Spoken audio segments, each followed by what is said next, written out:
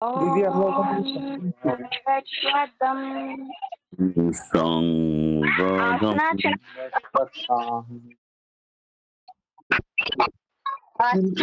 ঠিক করে শোনা যাচ্ছে? ক্লিয়ার আসছে না দিদি, আস্তে আস্তে আসতেছে। একটু ওয়েট করুন তাহলে। নেটের প্রবলেম হচ্ছে বেশি।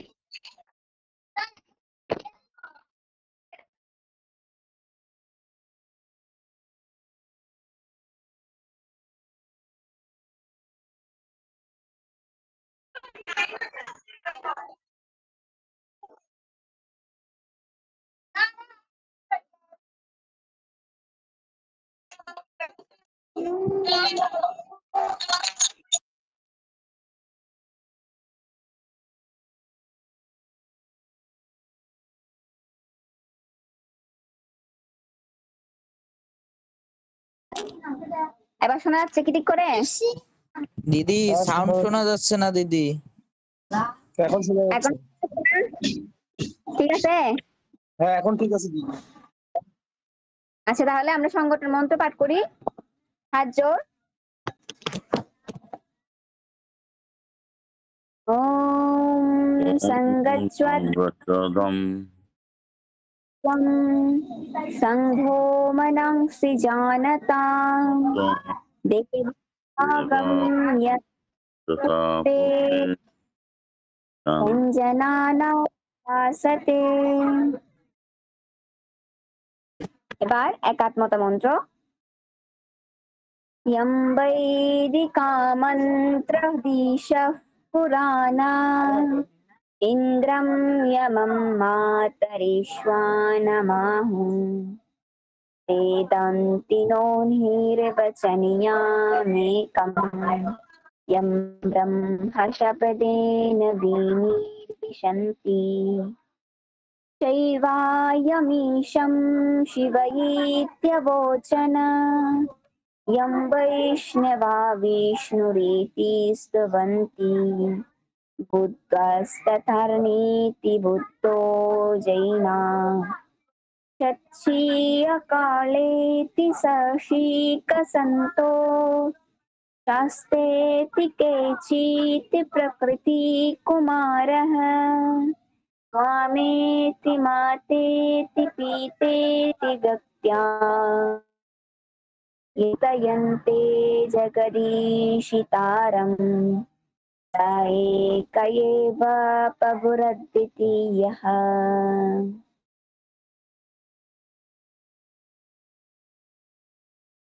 সবাইকে নমস্কার। আজকে এখান থেকে আমাদের ক্লাসটা শুরু করি। তাহলে তার আগে আমি জিজ্ঞেস করি যে আমাদের গত ক্লাসে পড়া কি ছিল এবং কে কতটুকু আগাতে পেরেছেন। সবাই একটু ভিডিওটা অন করেন।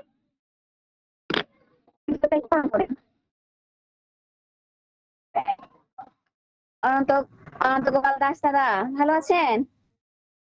নমস্কার। হ্যাঁ দিদি ভালো আছি। হ্যাঁ ভালো আছি।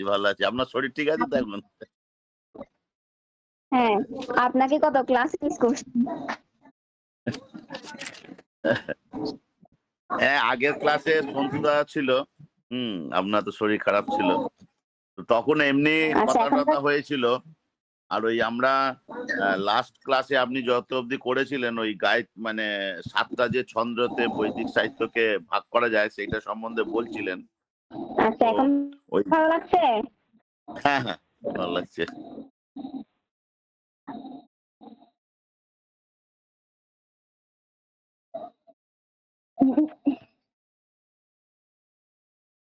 আচ্ছা তো দাদা এখন কি সুস্থ আছেন? ভালো লাগছে এখন? হ্যাঁ ধন্যবাদ। আচ্ছা সবাই ভিডিওটা একটু অন করেন। আমি আজকে কোনো প্রিপারেশন ছাড়াই ক্লাস নিতে আসছি। ব্যস্ততার কারণে প্রিপারেশন নেওয়া হয়নি, কিছু কাজের কারণে প্রিপারেশন নিতে পারিনি ঠিক করে। আর ভিডিওটা একটু অন করবেন প্লিজ। দিদি আমাদের কোনো প্রিপারেশন নেওয়া হয়নি, যে পড়াগুলো দিয়েছেন ওগুলো নিয়ে পুজোর কারণে ব্যস্ত ছিলাম। আচ্ছা ঠিক আছে। বাকিদের কি সমস্যা? সবাইকে ওই যে যুক্তবর্ণ ক্লাসটা দেখে আসতে বলছিলাম, দেখা হয়েছে?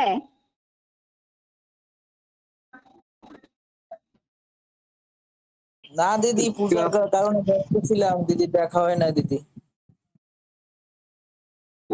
ক্লাসটা দেখা হয় নাই, ওই যে আপনি শ্লোক দিছিলেন 2 নম্বর শ্লোকটা প্রথম অধ্যায়, ওটা একটু করছিলাম আর কি। বলেছিলাম আর ক্লাসটা দেখে আসতে, কারণ আমরা এখন মেইন একদম গীতা গীতা একদম ঢুকে গেছি না। আমাদের ক্লাসটা অনেক জরুরি, যুক্তবর্ণ গুলো অনেক ইম্পর্টেন্ট। আচ্ছা যাই হোক, তাহলে যারা হচ্ছে গত ক্লাসগুলো দেখেননি বা গত ক্লাস ছিলেন না, তারা পাশাপাশি যারা হচ্ছে যুক্তবর্ণ ক্লাসটাও করেন ঠিক মতো, তারাও হচ্ছে ক্লাসটা করে আসবেন। একটু হোল্ড করুন, আমি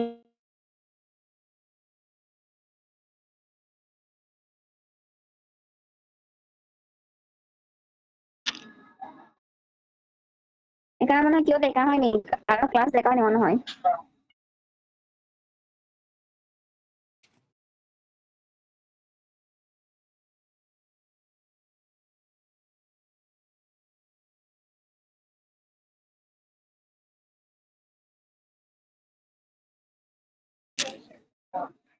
যেহেতু ক্লাস কেউ দেখেনি, কি করা যায়?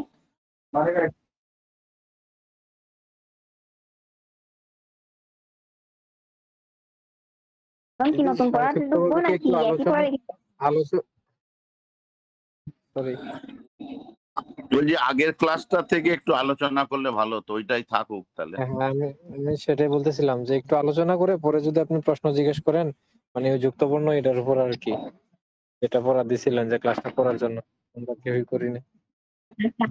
আমি হচ্ছে আজকে আমি ডিসাইড নিচ্ছি যে আজকে হচ্ছে ষোড়শ অধ্যায়ে 5টা শ্লোক বা 3টা শ্লোক, আপনারা যদি পারেন 5টা কমপ্লিট করতে তাহলে ভালো, আর নয়তো 3টা শ্লোক আমি আপনাদের আজকের ভিতরে কমপ্লিট করে দিব। প্রথম ওইটাই করেন। ষোড়শ অধ্যায়ে 3টা শ্লোক, প্রথম অধ্যায় 3টে শ্লোক, তাই তো? না ষোড়শ। ও আচ্ছা আচ্ছা ষোলো, আচ্ছা। হ্যাঁ ওইটাই করেন 16 দিদি। অধ্যায়, ওকে।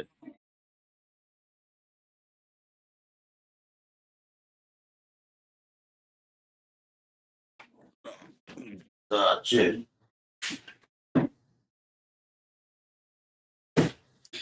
যদি আমরা যদি সিরিয়াল ধরে অধ্যায়গুলো কমপ্লিট করতাম ভালো হইতো না? প্রত্যেকটা অধ্যায় থেকে সিরিয়াল করে প্রথম দ্বিতীয় তৃতীয় এইভাবে। তাহলে সবাই কি জানিয়ে বুঝছেন?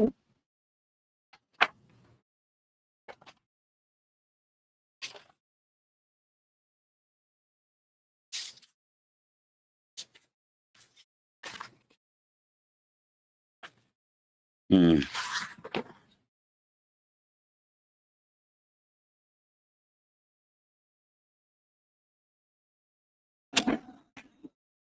সবাই কি গীতা নিয়ে বসছেন, বা পাশে কি গীতা আছে, বা ফোনে হোক যেভাবে হোক, পাশে কি কোনো ধরনের গীতা আছে? হ্যাঁ আছে আছে।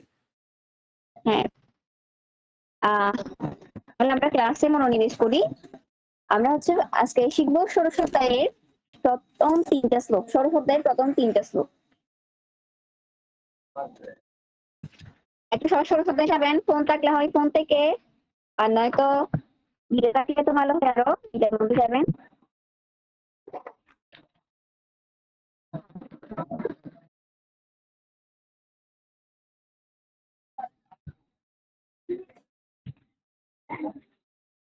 আমি স্ক্রিন শেয়ার দিব। হ্যাঁ, বলতে চাচ্ছি আমি স্ক্রিন ষোড়শ শেয়ার দিব, অধ্যায়ে। ফোনের মধ্যে আছে। হ্যাঁ, আর ভালো হয় দিন।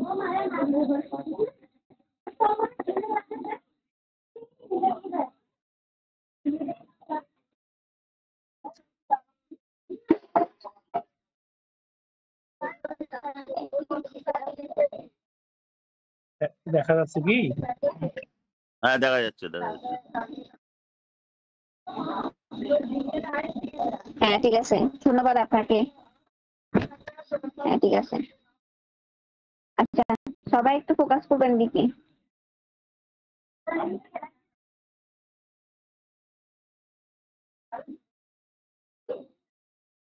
স্ক্রিন দেখা যাচ্ছে না আবার।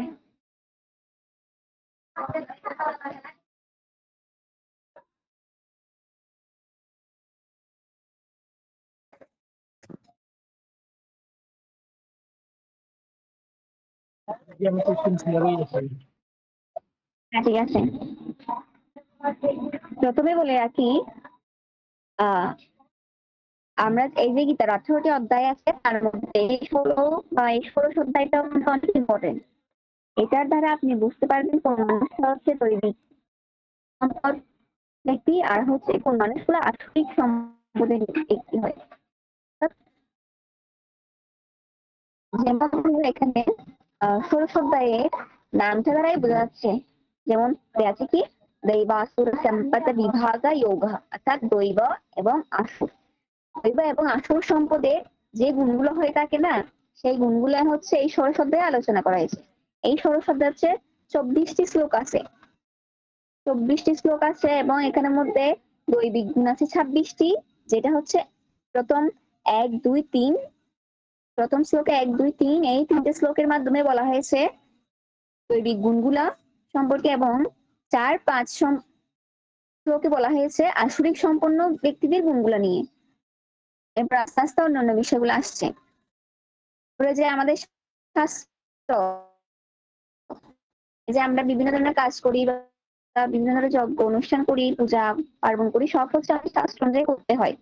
শাস্ত্র ব্যতীত কোনো কাজ করলে সেটা যথার্থ হয় না। সেজন্য আমাদের যে শাস্ত্র অনুযায়ী কাজ করতে হয় সেটারও প্রমাণ আমাদের গীতার এই 16 অধ্যায়ের শ্লোকেই দেয়া আছে। আপনি যখন পড়বো আস্তে আস্তে সেটা বুঝতে পারবো। আমরা আজকে শিখবো 16 অধ্যায়ের প্রথম 1, 2 এবং 3 নং শ্লোকটা।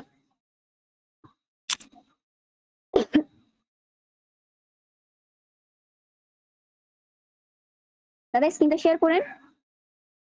দিদি আমার স্ক্রিন শেয়ারই তো আছে, মানে এখন নেটওয়ার্কের সমস্যা, এই কারণে দেখতে পারছি না। শেয়ার করে আছে। আচ্ছা সরি দাদা, আমার নেট, আচ্ছা আমার নেটের সমস্যা হচ্ছে বোধহয়, সেই কারণে দেখা যাচ্ছে না, তার জন্য ক্ষমা চাইছি। আচ্ছা তাহলে দিদি দেখতে পাচ্ছি। হ্যাঁ ঠিক আছে, ধন্যবাদ। আমরা গত ক্লাসে শিখেছিলাম কি অনুষ্ঠুপ ছন্দ বিষয়ে, এবং অনুষ্ঠুপ ছন্দ কিভাবে হয় বা তার অক্ষরগুলা কিভাবে ভাঙতে হয়, হ্যাঁ তার সম্পর্কে শিখেছিলাম। অনন্ত দাস গোপাল দাদা হচ্ছে হয়তো দেখেননি, আপনি একটু রেকর্ড ক্লাসটা দেখে নিবেন, আশা ঠিক করি আছে, বুঝতে পারবেন। আর না বুঝলে তখন আপনি অবশ্যই জানাবেন সেটা, আর নয়তো আমাকে ইনবক্সে মেসেজ দিবেন। ঠিক আছে, ঠিক আছে। আপনাদের সাহায্যে আমরা সর্বোত্তমভাবে নিয়োজিত। আচ্ছা আমি ক্লাসে ঢুকি। আমাদের 16 অধ্যায়ে এই যে 16 অধ্যায়, তার মধ্যে দৈবাসুর সম্পদ বিভাগ যেই, আমার সিনটা একটু সমস্যা হচ্ছে, আমার নেটের সমস্যা হচ্ছে বেশি। যদি আপনার ইনবক্সে একটা আমি স্ক্রিনশট দিই, হ্যাঁ শ্লোকগুলোর 3টা শ্লোকের, তখন আপনি ওখান থেকে দেখে বলতে পারবেন। আমার দরকার না, আমার গীতা নিয়ে বসছি তো, গীতা হবে না, গীতা নিয়ে বসছি। হ্যাঁ তাহলে আমরা গীতার মধ্যে আসি। আমরা ফার্স্টে যখন গীতা পাঠটা পড়বো না, তখন যে নীতিগুলো আমাদের মেনে চলতে হবে ফার্স্টে, মানে একদম সিম্পল করে বললে আপনার যেগুলো মানতে হয়। ফার্স্টে বলবো কোনো কিছু শুরু করার আগে আমরা যেটা বলি ওম তৎসৎ। সেই গীতায় বলা আছে যে আমাদের কোনো কাজ করা শুরু করার আগে ওম তৎসৎ বলতে হবে। হ্যাঁ যেমন ধরুন আমি কাজ করছি, কিছু নিচ্ছি, তখন কি বলবো ওম তৎসৎ। এটা আমাদের অভ্যাসে পরিণত করতে হবে। এটা হয়তো আমাদের সবার বা আমাদের কারোরই এটা হচ্ছে জানাও নেই, এমনকি করা অভ্যাসও নেই। তাই এটা ফার্স্ট হচ্ছে অভ্যাসে পরিণত করতে হবে ওম তৎসৎ। ওম তৎসৎ। এবং গীতা বলার আগে আমরা বলবো ওম তৎসৎ। হ্যাঁ ওম তৎসৎ। ওম শ্রী পরমাত্মনে নমঃ। এরপরে শ্রীমদ্ ভগবত গীতা অথ বলে এরপর আমি যে অধ্যায়টা পাঠ করছি সেই অধ্যায়ের নামটা বলবো। আমি যেহেতু 16 সাথে পাঠ করছি সেহেতু বলবো আমি ষোড়শাধ্যায়ঃ। ষোড়শ একটু খেয়াল করবেন যে এখানে দিয়ে আছে কি ষোড়শ। ষোড়শ উচ্চার বাংলাটা বানান করতে এমন মূর্ধন্য স ক শ দশন্য র, আরটা হচ্ছে তালবস্য, অর্থাৎ উচ্চারণটা হবে এমন ষোড়শ ষোড়শ। কিন্তু সংস্কৃতের মধ্যে ড শূন্য বা ঢ শূন্য এর কোনো উচ্চারণ নেই। কোনো উচ্চারণই ড শূন্যের বা ঢ শূন্যের কোনো উচ্চারণ নেই, সেজন্যই এটার উচ্চারণ করতে হয় ঢয়ের মতো, ঢয়ের মতো। ষোড়শ, ষোড়শ, বুঝা যাচ্ছে? হ্যাঁ হ্যাঁ যারা ভিডিও অন করতে পারতেছেন তারা একটু ভিডিও অন করেন। এবার ষোড়শ অধ্যায়ের নাম কি? ষোড়শ অধ্যায়ের নাম হচ্ছে আমার দৈবাসুর সম্পদ বিভাগ যোগ। কি বললাম? ষোড়শ অধ্যায়ের নাম কি? দৈবাসুর সম্পদ বিভাগ। দৈবাসুর সম্পাদ বিভাগ ইগ। একটু খেয়াল করবেন কিন্তু সম্পদ আছে কিন্তু দয়ের নিচে হসন্ত নেই। দয়ের নিচে যদি কোনো চিহ্ন বা র্যাপের মতো কিছু থাকে যেটাকে আমরা হসন্ত বলি, সেই তাজি থাকে তখন সেটাকে আমরা অর্ধভাবে উচ্চারণ করব, অর্থাৎ অর্ধে। কিন্তু এখানে ডটা সম্পূর্ণ আছে সেহেতু আমরা ডটা সম্পূর্ণই উচ্চারণ করতে হবে এভাবে।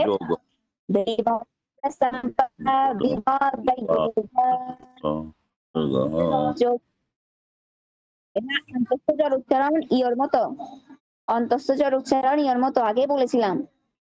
এভাবে উচ্চারণ হবে, আমি আগে বলছি, এভাবে উচ্চারণ হবে দৈবাসুর সম্পদ বিভাগ যোগ। দৈবাসুর সম্পদ বিভাগ। আমাদের এই সমস্যা এখানে আমরা আমরা হচ্ছে অধ্যায়টার নাম বুঝতে দৈবাসুর সম্পদ বিভাগ ইগ। আমাদের সম্পূর্ণ কিতাবে জটিল নাম হয়। এখানে আমরা অধ্যায়ের নাম শুনে বা বুঝতে পারলে আমাদের সম্পূর্ণ অধ্যায়টা, এই যে ষোড়শ অধ্যায়, সেটা সম্পর্কে অনেকটা ধারণা চলে আসে। এই জন্য আমাদের অধ্যায়ের মধ্যে, অধ্যায় নামগুলোর মধ্যে ফোকাস করতে হবে। এইটা উচ্চারণ কি? দৈবাসুর সম্পদ বিভাগ যোগ। দৈবাসুর সম্পদ বিভাগ যোগ। সবাই একবার করে বলে যাবেন। পাঁচটা দৈবাসুর সম্পদ বিভাগ দৈবাসুর সম্পদ বিভাগ যোগঃ। সবাই একসাথে বললে আমি বুঝতে পারবো না কোথায় বলেছি সেটা ধরতে পারবো না, সেজন্য ফার্স্ট গোপাল দাদা বলুন। দৈবাসুর সম্পদ বিভাগ যোগ। বাহ। এরপর হচ্ছে সঞ্জিত না এটা G101 101। দৈবাসুর সম্পদ বিভাগ যোগঃ।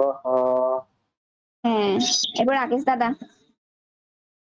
দৈবাসুর সম্পদ বিভাগ যোগ। দিদি দৈবাসুর সম্পদ বিভাগ যোগঃ। এরপর চন্দননাথ দাদা।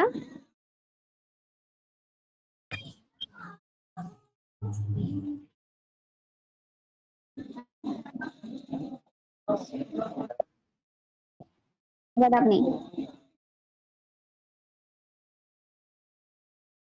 বাহ। জয়ন্ত দাদা। দৈবাসুর সম্পদ বিভাগ যোগ।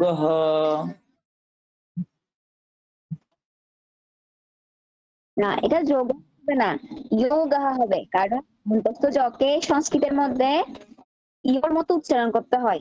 ইয়, অন্তস্থ জকে যখন আমরা ইয়র মতো উচ্চারণ করব, পাশে আছে ওকার, তো ইয়র পাশে যখন আমরা ওকারটা বসাবো হয়ে যাবে ইয়, ইয়। সেজন্য বললাম দৈবাসুর দৈবাসুর সম্পদ সম্পদ বিভাগ যোগ। বাহ, ধন্যবাদ। এরপর হচ্ছে রিম্পা দেবী দিদি। দৈবাসুর সম্পদ বিভাগ যোগঃ।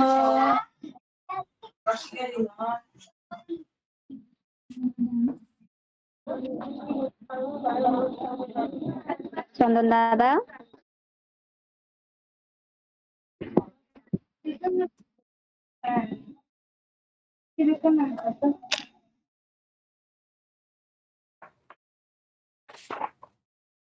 চন্দন দাদা আছেন?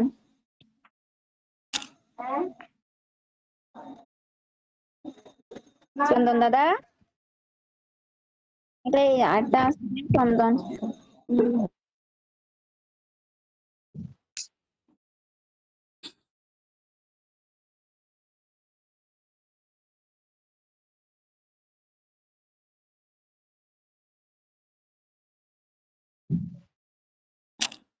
105। দিদি আমি ষোড়শ অধ্যায় ওখানে ধরিটা কি উচ্চারণ হবে না কি বলছেন ওটা একটু বুঝতে পারিনি। আপনার আওয়াজটা ঠিক করে আসছে না দিদি, নেটের সমস্যা হচ্ছে মনে হয়। বলতেছি দিদি ওই যে আরেকজন চন্দননাথ, এটা তো দাদারই বোধহয়, ওটা মনে হয় ল্যাপটপ থেকে জয়েন আছে আর কি, ওই যে স্ক্রিন শেয়ার করে আপনারই। আচ্ছা এবার হচ্ছে রনি দাদা,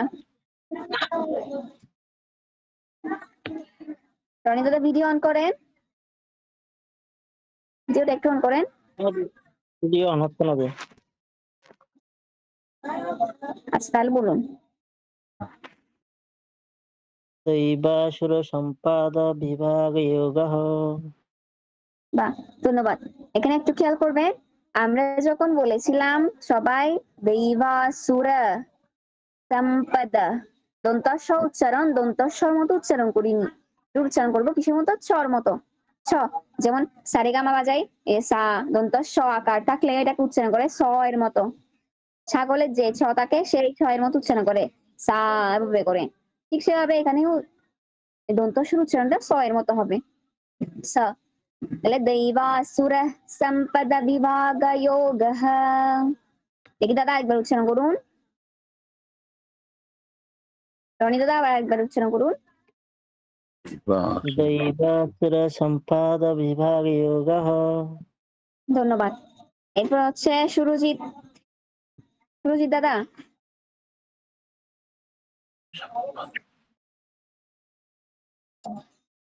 দাদা নমস্কার। নমস্কার দিদি।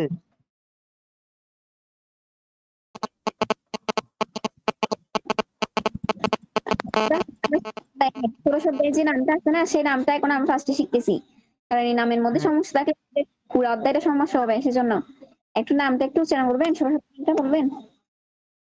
হ্যাঁ দিদি। ওম তৎসৎ।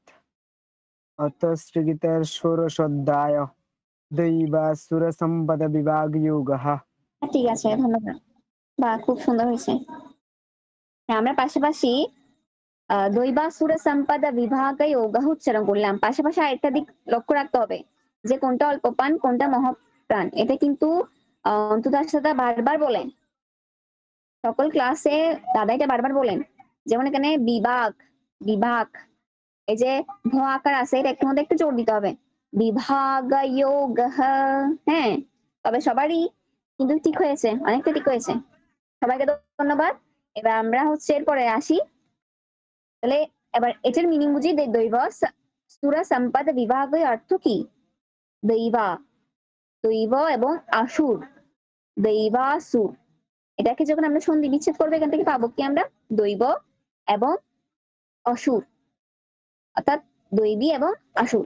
এরপর হচ্ছে সম্পদা অর্থাৎ সম্পদ, বিভাগ যোগঃ, এই যে দৈবিক গুণ এবং আসুরিক গুণ, এই সম্পদ গুলাকে, সম্পদ বলতে এই যে আমরা সোনা মানিক ঘা ধন রতন বুঝি, টাকা পয়সা, এগুলো এগুলো না, কিন্তু এই সম্পদ গুলো হচ্ছে আমাদের গুণকে বোঝানো হয়েছে। দৈবাসুর সম্পদ, সম্পদ এখানে গুণ বোঝানো হয়েছে। একজন মানুষকে আপনি দেখলে বুঝতে পারবেন যে সে মানুষটা কোন ক্যাটাগরিতে পড়ে, সে কি আসলে দৈবিক মানুষ, দৈবিক বলতে যে তিনি কি একটু ভালো মানুষ বা নাকি সে খারাপ মানুষ, সেটা বুঝে যায় এই অধ্যায় যদি আপনি ভালো করে বুঝতে পারেন। এরপরে তাহলে দৈব এবং আসুর গুণগুলো যেই বিভাগ করা হয়েছে তা নিয়ে আমাদের এই ষোড়শ অধ্যায়, যার নাম হচ্ছে দৈবাসুর সম্পদ বিভাগ যোগঃ। বুঝা গেছে? এতটুকু কি বুঝা গেছে সবার? হ্যাঁ দিদি বুঝতে বুঝছি। পারছি। হ্যাঁ দিদি বুঝে গেছে। প্রাইমারি স্কুল পড়া হলে আমি বারবার একদম প্রাইমারি স্কুল মতো করে পড়াচ্ছি, জানি না আপনাদের হয়তো খারাপও লাগতে পারে বা বোরিংও লাগতে পারে একটু। না না, খুব ভালো। এরপরে শ্রী দৈবাসুর সম্পদ বিভাগ যোগ বা ষোড়শ অধ্যায়ের প্রথম শ্লোক, যেটা হচ্ছে ভগবান শ্রীকৃষ্ণ বলেছেন, শ্রী ভগবানুবাচ, শ্রী ভগবানুবাচ, উচ্চারণ শ্রী, এটা এখানে শ্রী হবে না কিন্তু শ্রী, আমরা উচ্চারণ করবো শ্রী উচ্চারণ করি, শ্রী নয়, কারণ তালব স, ইংলিশের মধ্যে এস এইচ, এস এইচ, পাশাপাশি রফলা আছে, রফলা দীর্ঘিকার, শ্রী, শ্রী ভগবানুবাচ এরপরে অভয়ম আচ্ছা আমি 1 নং শ্লোকটা একবার পাঠ করি, এরপর আমি হচ্ছে 8 অক্ষর ভেঙে পাঠ করে দিব এবং অনুবাদ সহ বলবো, শব্দার্থ সহ। শ্রী ভগবানুবাচ অভয়ম সত্ত্ব সংশুদ্ধি জ্ঞানযোগ ব্যবস্থিতিঃ দানম দমশ্চ যত্নশ্চ স্বাধ্যায়স্তপার্জবম। আচ্ছা দিদি আরেকবার পাঠ করেন তো। অভয়ম সত্ত্ব সংশুদ্ধির, এখানে একটু খেয়াল করবেন যে সংশুদ্ধির অর্থাৎ বিসর্গ আছে না, সেটা হচ্ছে আমাদের এই যে হ্যাঁ দিদি। বিশুদ্ধ উচ্চারণটা, তবে এখানে আমরা র উচ্চারণ করব, র হসন্ত। এখানে কিন্তু র্যাপ দিয়ে আছে, অনেক গীতার মধ্যে আপনি দেখবেন যে এখানে র্যাপ দিয়ে আছে, পরে র্যাপ দিয়ে আছে। শুদ্ধির পরে এই যে জ্ঞান, জ্ঞানের উপরে একটা হয়তো র্যাপ দিয়ে থাকবে মানে গীতার মধ্যে, আপনি সেটা খেয়াল করবেন। আবার এখানে আটক করে পরে বিসর্গ আছে সেজন্য হি উচ্চারণ করে অনেকে, আবার হচ্ছে র্যাপ দিয়ে থাকলে সেটাকে র হসন্ত অর্থাৎ র্যাপের মতো উচ্চারণ করে। আমি কিন্তু র হসন্তের মতো উচ্চারণ করেছি। অভয়ম সৎ, বিসর্গ থাকলে তাহলে উচ্চারণটা কিভাবে করব? এটা হচ্ছে কি উচ্চারণ হবে? হ্যাঁ এটা হচ্ছে সন্ধি অনুযায়ী, এটাকে তেমন প্রাধান্য দেওয়া হয় না। এখানে যে আছে সেটা অনেক গীতার মধ্যে দেখবেন যে আপনার র্যাপ দিয়ে আছে, বুঝে গেছে? তো আপনি হচ্ছে এখানে এখানে দেখা যাচ্ছে আপনার বিসর্গ আছে, কিন্তু আমার একটা দেখাই সেখানে হচ্ছে আপনি র্যাপ দিয়ে আছে। হ্যাঁ হ্যাঁ একটু আরো গীতা থাকলে নয়তো সেখানে দেখুন যে র্যাপ দিয়ে আছে কিনা। কেউ গীতা নিয়ে বসতেছে। আমার কাছে একটা আছে, সেটাতে এখানে যা দেয়া আছে সেম সেম। আচ্ছা আচ্ছা, এই যে এখানে দেখুন, দেখতে পাচ্ছেন কিনা জানি না, আমি একটা স্ক্রিনশট মানে আমি শেয়ার দিচ্ছি, আমি তো শেয়ার দিচ্ছি গ্রুপে দেখুন। তবে এটা বিসর্গটাকে একটু কিভাবে উচ্চারণ করা যায়, সমস্যা হবে না সেটা নিয়ে, কারণ এরকম মতান্তর হয়ে থাকে। যেমন আপনার প্রথম অধ্যায়ে অনেকে বলে 46টা শ্লোক, আবার অনেকে বলে 47টা শ্লোক, মতান্তর এটা, এটাকে আপনি ভুল করতে পারবেন না।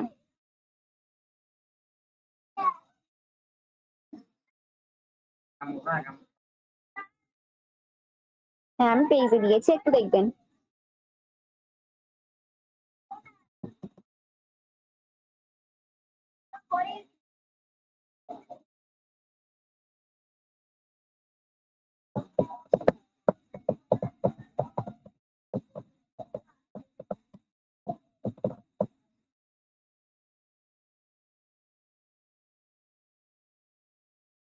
দেখেছেন?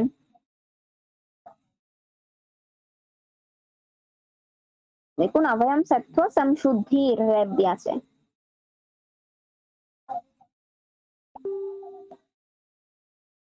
হ্যাঁ দিদি দেখতে পাচ্ছি। হ্যাঁ দিদি একটা প্রশ্ন করব। হ্যাঁ বলুন। আচ্ছা এই রেপটা কি তাহলে বিসর্গ সন্ধির নিয়ম হিসেবে বিসর্গ হয়ে আসছে? হ্যাঁ এখানে বিসর্গ সন্ধির নিয়মে করে আসছে। আর যদি এরকম বিসর্গ সন্ধি বা বিসর্গ থাকে, আমরা যে অনেক গীতে যদি এরকম দেখি যে বিসর্গ আছে, তাহলে আটক করার পরে যে বিসর্গ রুলসটা হয়, এই যে আটক করার পরে বিসর্গ থাকলে সেটার উচ্চারণ কার অনুযায়ী হা হি বা হু হবে। আর যদি আটক করার ভিতরে থাকে তাহলে এটার পরের বর্ণটা 2 বার উচ্চারণ হবে। তো এখন যেহেতু আটক করার পরে বিসর্গটা দেখা যাচ্ছে, সেহেতু আপনি হি উচ্চারণ করতে পারেন। আবার যদি অন্য গীতা নেই, সেখানে যদি র্যাপ থাকে, এখন যদি দেখেন যে র্যাপ অনুযায়ী র্যাপ আছে, তখন আমরা র্যাপ অনুযায়ী উচ্চারণটা করব। সেজন্য আমি র্যাপ অনুযায়ী উচ্চারণটা করলাম, কারণ আমি তেমন এটা হচ্ছে বিসর্গ। আপনি একটা নিয়ম বলছিলেন, সেটা হলো শব্দের মাঝে যদি দন্তেস্ব তালিবস্য মধ্যমেস্ব র ওকার থাকে তাহলে এটা বিসর্গের মতো উচ্চারণ হয়। আরেকবার বলুন, আরেকবার বলুন তো। আপনি বলছিলেন শব্দের মাঝে যদি দন্তেস্ব তালিবস্য মধ্যমেস্ব র এবং ওকার থাকে তাহলে সেটা বিসর্গের মতো উচ্চারিত হয়, এরকম একটা নিয়ম বলছিলেন গত ক্লাসে। হ্যাঁ এটা বলতে পারবেন। এখন আমি আপনাকে যে এই যে রহস্যন্তের মতো উচ্চারণ করতে পারবো বা র্যাপের মতো উচ্চারণ করতে বললাম, সেটা আমি একটা ভিডিওতে দেখেছি। সেটা আপনি ইউটিউবে সার্চ দিলে পাবেন, পদ্মিনী শেখরের একটা ভিডিও, সেখানে এই উচ্চারণটা র্যাপের মতো উচ্চারণ করা হয়েছে। হ্যাঁ, আর আবার অনেকে হচ্ছে আপনাকে ওইটা ওই বিসর্গের মতো উচ্চারণ করে, সমস্যা হবে না, কোনো সমস্যা হবে না, এটা বুঝে গেছে দাদা, কোনো সমস্যা হবে না। হ্যাঁ, বুঝা গেছে। ঠিক আছে। তাহলে আমরা উচ্চারণ করবো এটার। হ্যাঁ, স্ক্রিন। তাহলে অবয়ম সত্ত্ব সমশুদ্ধি, সমশুদ্ধি উচ্চারণ করবো। আচ্ছা, আমি একবার আটক্ষর ভেঙে এবার পাঠ করি। আচ্ছা, আটক্ষর ভাঙি। আ বা ইয়াম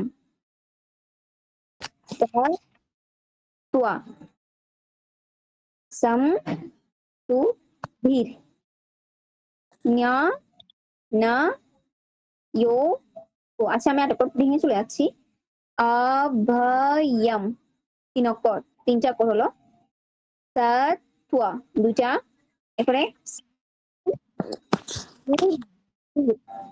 8টা অক্ষর। কোথায় হলো আমার সত্ত্ব সংশুদ্ধির, এখানে এসে আমার 8টা অক্ষর সম্পূর্ণ হয়ে গেল। এরপরে আমি এই ছেদ দিয়ে এবার 8 অক্ষর নিব, এখানে ছেদ দিলাম, এবার 8 অক্ষর নিব। জ্ঞান যোগ ব্যবস্থিতিঃ, জ্ঞান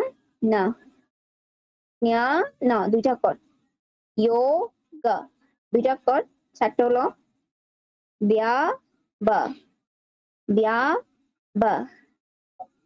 ব্যবস্থিতি। আবার বলি, জ্ঞান যোগ ব্যবস্থিতি। হয়ে গেল আমার 8টা। তাহলে এক লাইনে আমার 8 অক্ষর দিলাম। অবয়ম সত্ত্ব সমশুদ্ধি, অবয়ম সত্ত্ব সমশুদ্ধি, এবার বলা যাবে অবয়ম সত্ত্ব সমশুদ্ধির, এভাবে বলা যাবে। তাহলে এখানে এসে আমার 8 অক্ষর হলো, এখানে আমি ছেদ দিলাম। এরপরে জ্ঞান যোগ ব্যবস্থিতিঃ, আমি এখানে যে জ্ঞানের উচ্চারণটা আছে সেই উচ্চারণটা এখানে বলবো না। আপনারা হচ্ছে যুক্ত বর্ণের ক্লাসটা দেখে এসে তারপরে আমাকে প্রশ্ন করবেন যে এটার উচ্চারণ কি, এটা আমাকে বুঝিয়ে দিন, তখন বলবো, যে এখন বলবো না, কারণ দাদা একবার ফার্স্টে যুক্ত বর্ণের ক্লাসটা করে ফেলছে। তো এখন এটা আমার আপনাদের কাছ থেকে প্রশ্ন করা উচিত যে এটার উচ্চারণ কিভাবে হবে সেটা, কিন্তু এখানে মাস্ট মানে প্রায় হচ্ছে এটার ক্লাসটা করা হয়নি, বা করলেও এটা দেখা হয়নি ঠিক করে। সেজন্য এটা আবার করে আসবেন, ক্লাসটা যুক্ত বর্ণের ক্লাসটা করে আসবেন, সেজন্য আমি এখন ঠিক করে বলতেছি না এটা। তাহলে আমার প্রথম লাইন উচ্চারণ হবে এমন, অভয়ম সত্ত্ব সমশুদ্ধির জ্ঞান যোগ ব্যবস্থিতিঃ, জ্ঞান যোগ ব্যবস্থিতিঃ। এই যে জ্ঞানের উচ্চারণ হালকা একটু করে গ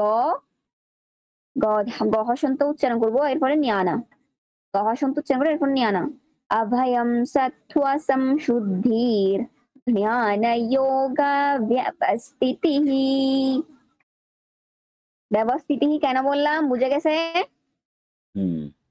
ব্যবস্থিতির উচ্চারণটা হি কেন বললাম, ব্যবস্থিতি বলে পরে হি কেন বললাম, বুঝছেন কি সবাই? হ্যাঁ, বিসর্গ আছে এই জন্য। হ্যাঁ, ধন্যবাদ। তারপরে এই যে অবয়ম সত্ত্ব সমশুদ্ধির, এখানে 7 অক্ষর হলো। এরপরে জ্ঞান যোগ ব্যবস্থিতি, এখানে 7 অক্ষর হলো। আর দেখলাম যে কি 8 অক্ষরের পরে আমার বিসর্গ আছে, ব্যবস্থিতির পরে বিসর্গ আছে, যেটা 8 অক্ষরের ভিতরে বা পরে 8 অক্ষরের পরে, সেজন্য এটার উচ্চারণ করলাম কার চিহ্ন এর আগে রস্বীকার টাকায় আমি হর সাথে রস্বীকারটা অ্যাড করে দিলাম, ওইটার উচ্চারণ। এরপরে হ্যাঁ, এবার এখানে দানম দানম দন্তন্য হসন্ত, এরপরে হচ্ছে অনুসার, উচ্চারণ কিরকম হবে যে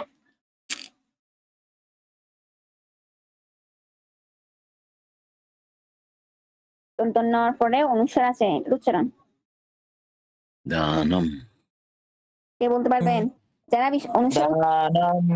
দানম, হ্যাঁ, দাদা করেছিল।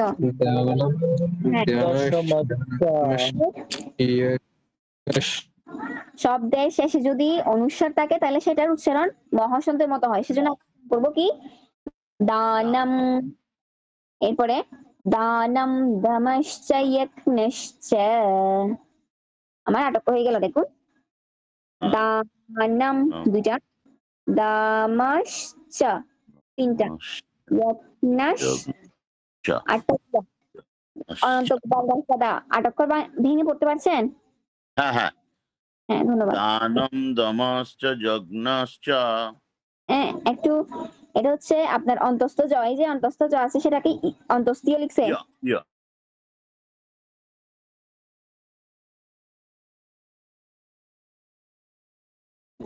দানম দম। এরপরে দাদা আমাদের ক্লাসটা 15 মিনিট পর শেষ হয়ে যাবে মনে হয়। আজকের ভিতরে আমার যেভাবে হোক আমার 3টা শ্লোক কমপ্লিট করতে হবে, সেজন্য একটু সময়টা একটু বাড়াই দিন। আচ্ছা, এটা এটা করতে হলে আবার রিড করতে হবে আর কি। তাহলে আপনি একটা লিঙ্ক তৈরি করুন, আর আজকে 3টা শ্লোক যেভাবে হোক কমপ্লিট করতে হবে। আর আমি এরপরে আমি পারবো কিনা সেটা জানি, সেজন্য আমি 3টা শ্লোক অবশ্যই কমপ্লিট করে দিব।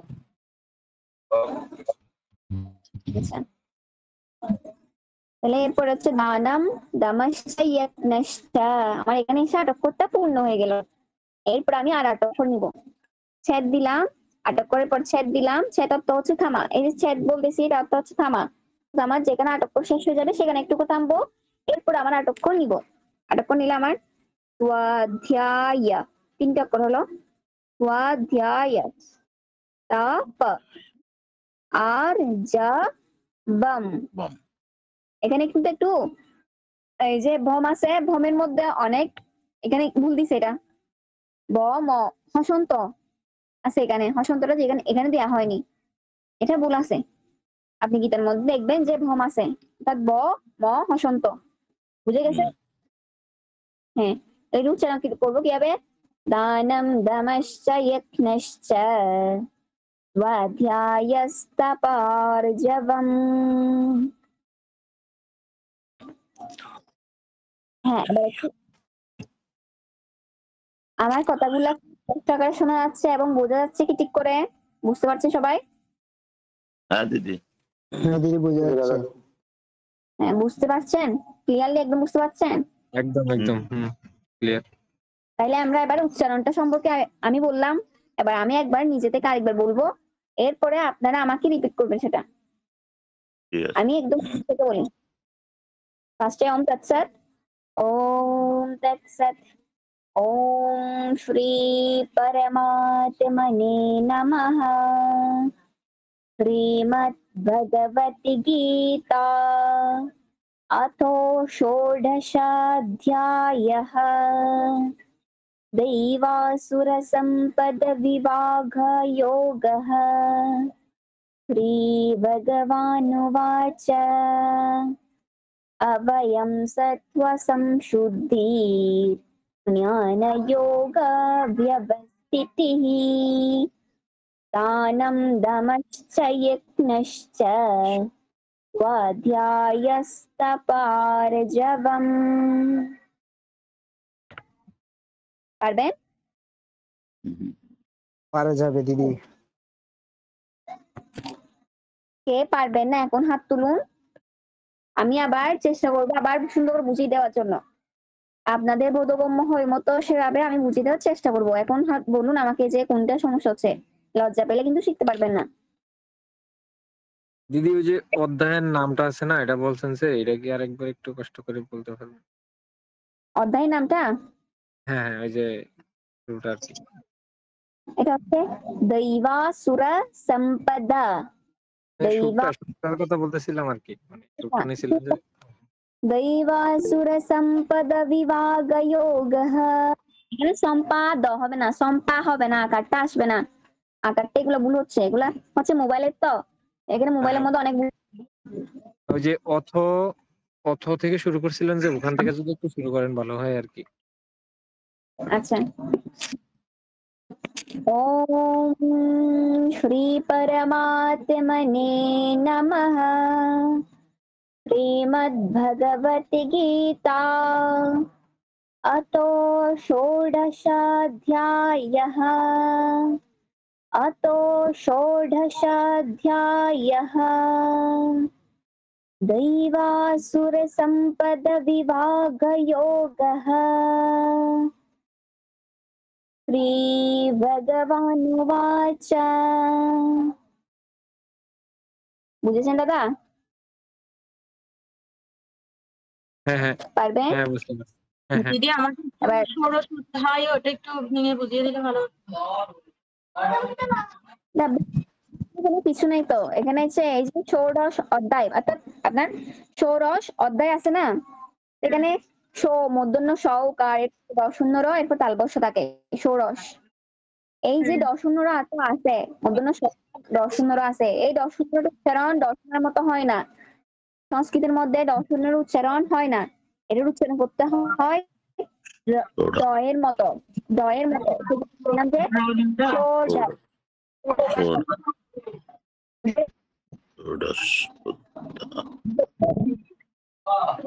ষোড়শাধ্যায়ः দিদি দশন্য রটা রর মতো উচ্চারণ হবে? ড ড ড হবে না, দশন্য রয়ের উচ্চারণ একদম হবে না, সেটা হচ্ছে ড এর মতো ড। আচ্ছা ষোড়শ ষোড়শ বুঝতে পারছি দিদি? হ্যাঁ। আর জয় দাদা হাত তুলছেন, হ্যাঁ হাত তুলেছেন, বলবেন কি?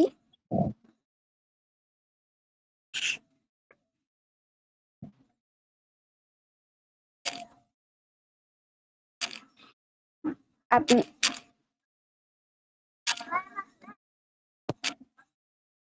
জয় দাদা হাত তুলেছেন একটু, জুয়েল জি দিদি, জয় দাদা আমি হাত তুলেছি দিদি। হাত তুলেছেন, বলবেন?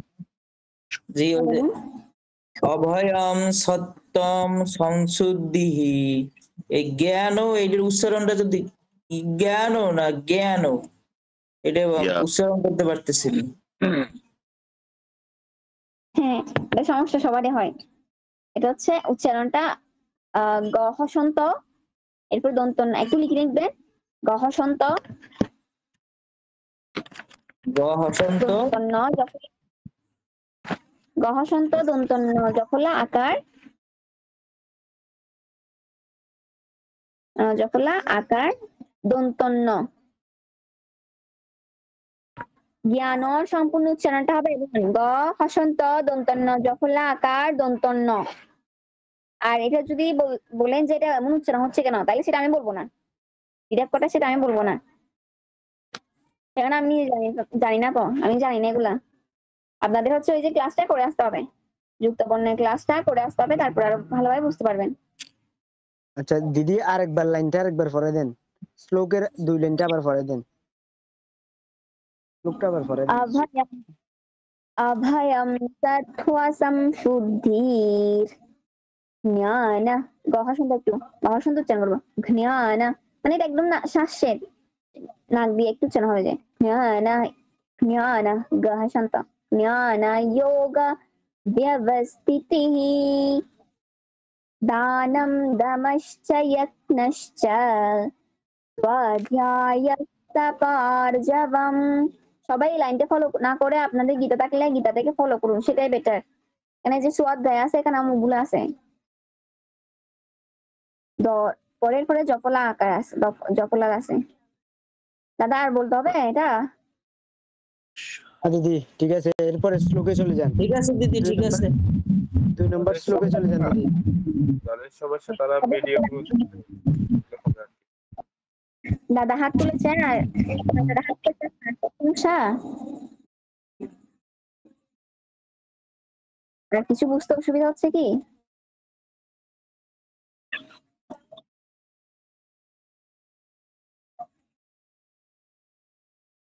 আচ্ছা আচ্ছা, এবার হচ্ছে আমি শ্লোকটা তো বললাম, এখন শ্লোকটা সম্পর্কে জানতে হবে। এমনি পড়ে গেলে হবে না, এমনি পড়ার মধ্যে কোনো লাভ নাই। আপনি পড়তে থাকবেন, আপনি যত আপনি পড়তে থাকবেন, সমস্যা নাই। কিন্তু এটা যদি শ্লোকের মিনিংটা না বুঝেন, শব্দ অর্থগুলো না বুঝেন, তাহলে আমাদের এই যে গীতা শিক্ষা সেটা ব্যর্থ হয়ে যাবে। এই জন্য আমি এখন গীতার অর্থ সহ বলবো এবং অনুবাদ সহ বলবো। গীতার ফার্স্টের অর্থ যে শ্রী ভগবান উবাচ, শ্রী ভগবানকে শ্রী বলে সম্বোধন করা হয়েছে। আমরা কোনো সম্মানীয় ব্যক্তিকে শ্রী বলে সম্বোধন করে থাকি, আপনাদের জানা আছে। অধ্যায় তো বলবো কি শ্রী দিদি ভগবান। হ্যাঁ বলুন। অধ্যায়ের নামটা দুই বছর সম্পাদ বিভাগে, ওটার অর্থটা বলেন একটু। 3 বার বলে ফেলেছি অলরেডি। এটা ভিডিও দেখলে হবে, বারবার রিপিট করতে হয় তাহলে তো ভিডিও।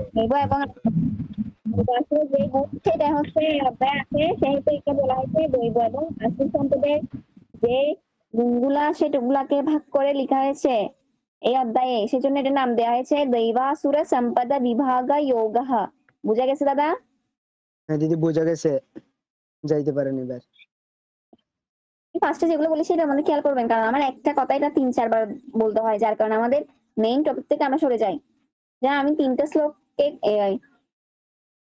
বলছি আজকে 3টে শ্লোক মাস্ট শেখাবো, তাহলে আমি যদি টাইমটা চলে যাই তাহলে আপনাদেরও টাইমিংটা ইম্পর্টেন্ট আছে, আমারও আছে।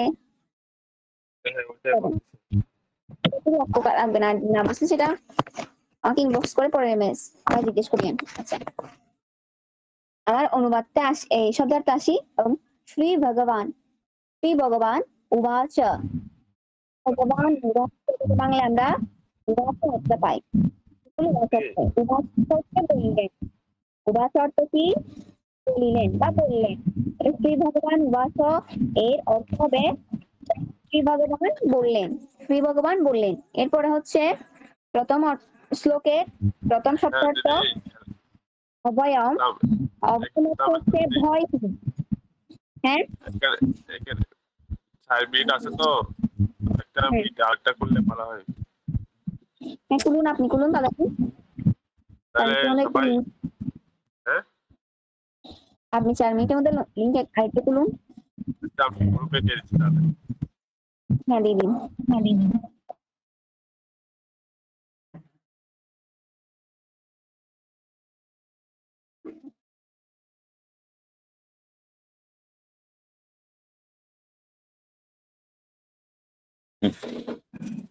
তাহলে আমরা কি বের হয়ে যাবো এখান থেকে? আচ্ছা দাদা, আচ্ছা আমরা তাহলে গ্রুপ, হ্যাঁ পরের লিঙ্কে যাই। হ্যাঁ পরের লিঙ্কে যাই, এটাই বেটার হবে।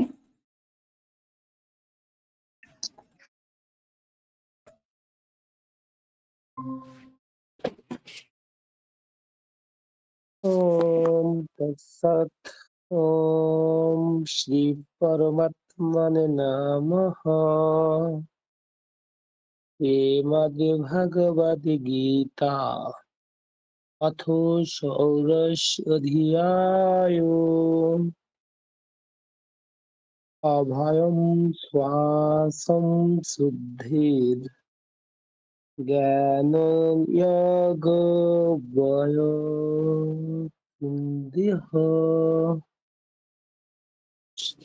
দানম দমশ্চ যোগশ্চ স্বাধ্যায়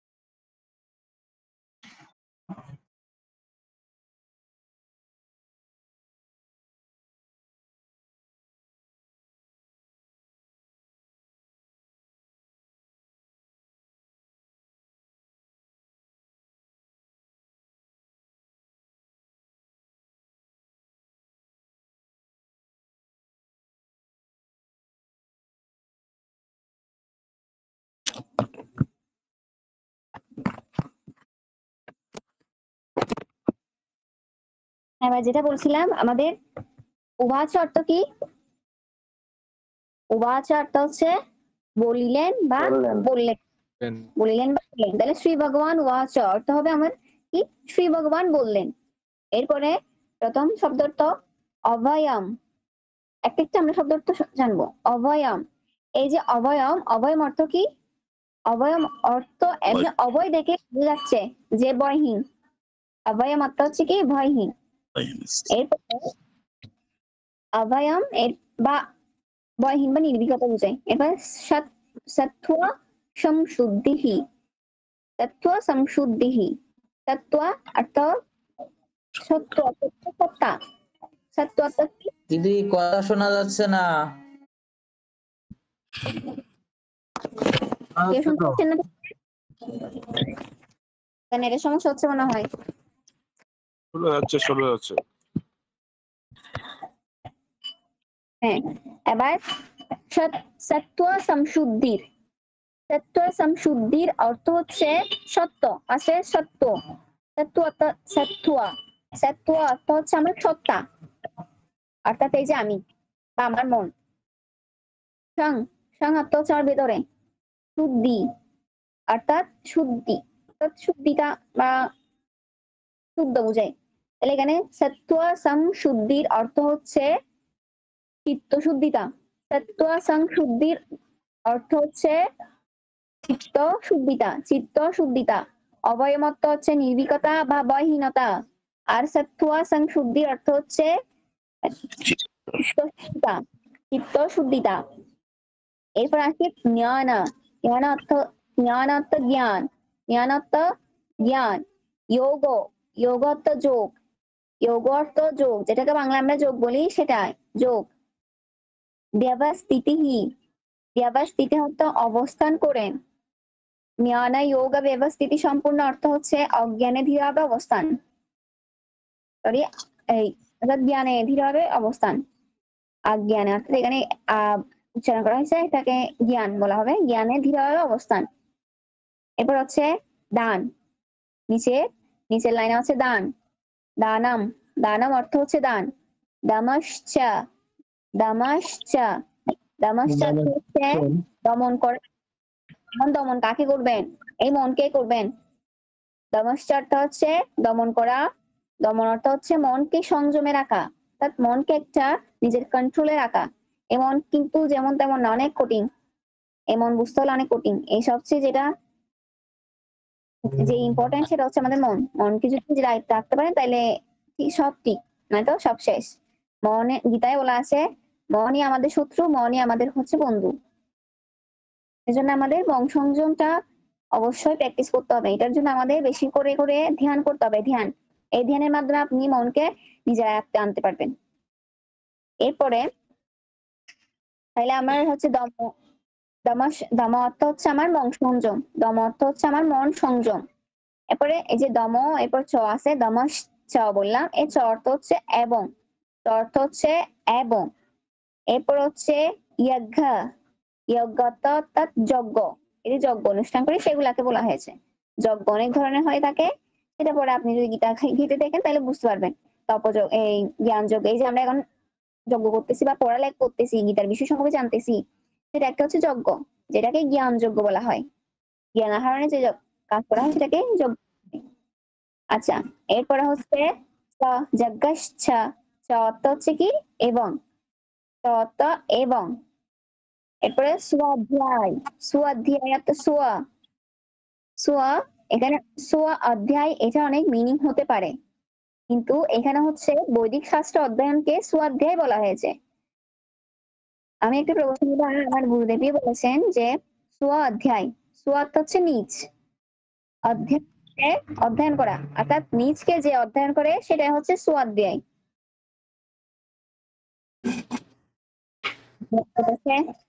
আপনি যখন হিসাব ব্যবসা থেকে এসে বা এরপরে যখন আপনি হিসাব নিকাশ করতে বসেন, কি লাভ হয়েছে কি ক্ষতি হয়েছে এটা হিসাব নিকাশ করেন, ঠিক সেইভাবে যখন আমরা ঘুমোতে যাব, ঘুমানোর আগে আমরা কি করব, রাতে ঘুমানোর আগে আমরা দেখবো যে আমরা কোন কাজটা ভালো করলাম, কোন কাজটা খারাপ বললাম, অথবা মিথ্যা কথা বললাম, সেগুলা সেগুলাকে আমরা সোয়াধ্যায়ের মধ্যে অন্তর্ভুক্ত করতে পারবো।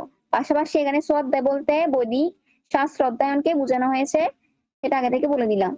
সোয়াধ্যায় অর্থাৎ বৈদিক শাস্ত্র অধ্যয়ন। এরপরে তপ, তপ অর্থ হচ্ছে তপস্যা, তপ অর্থ হচ্ছে তপস্যা।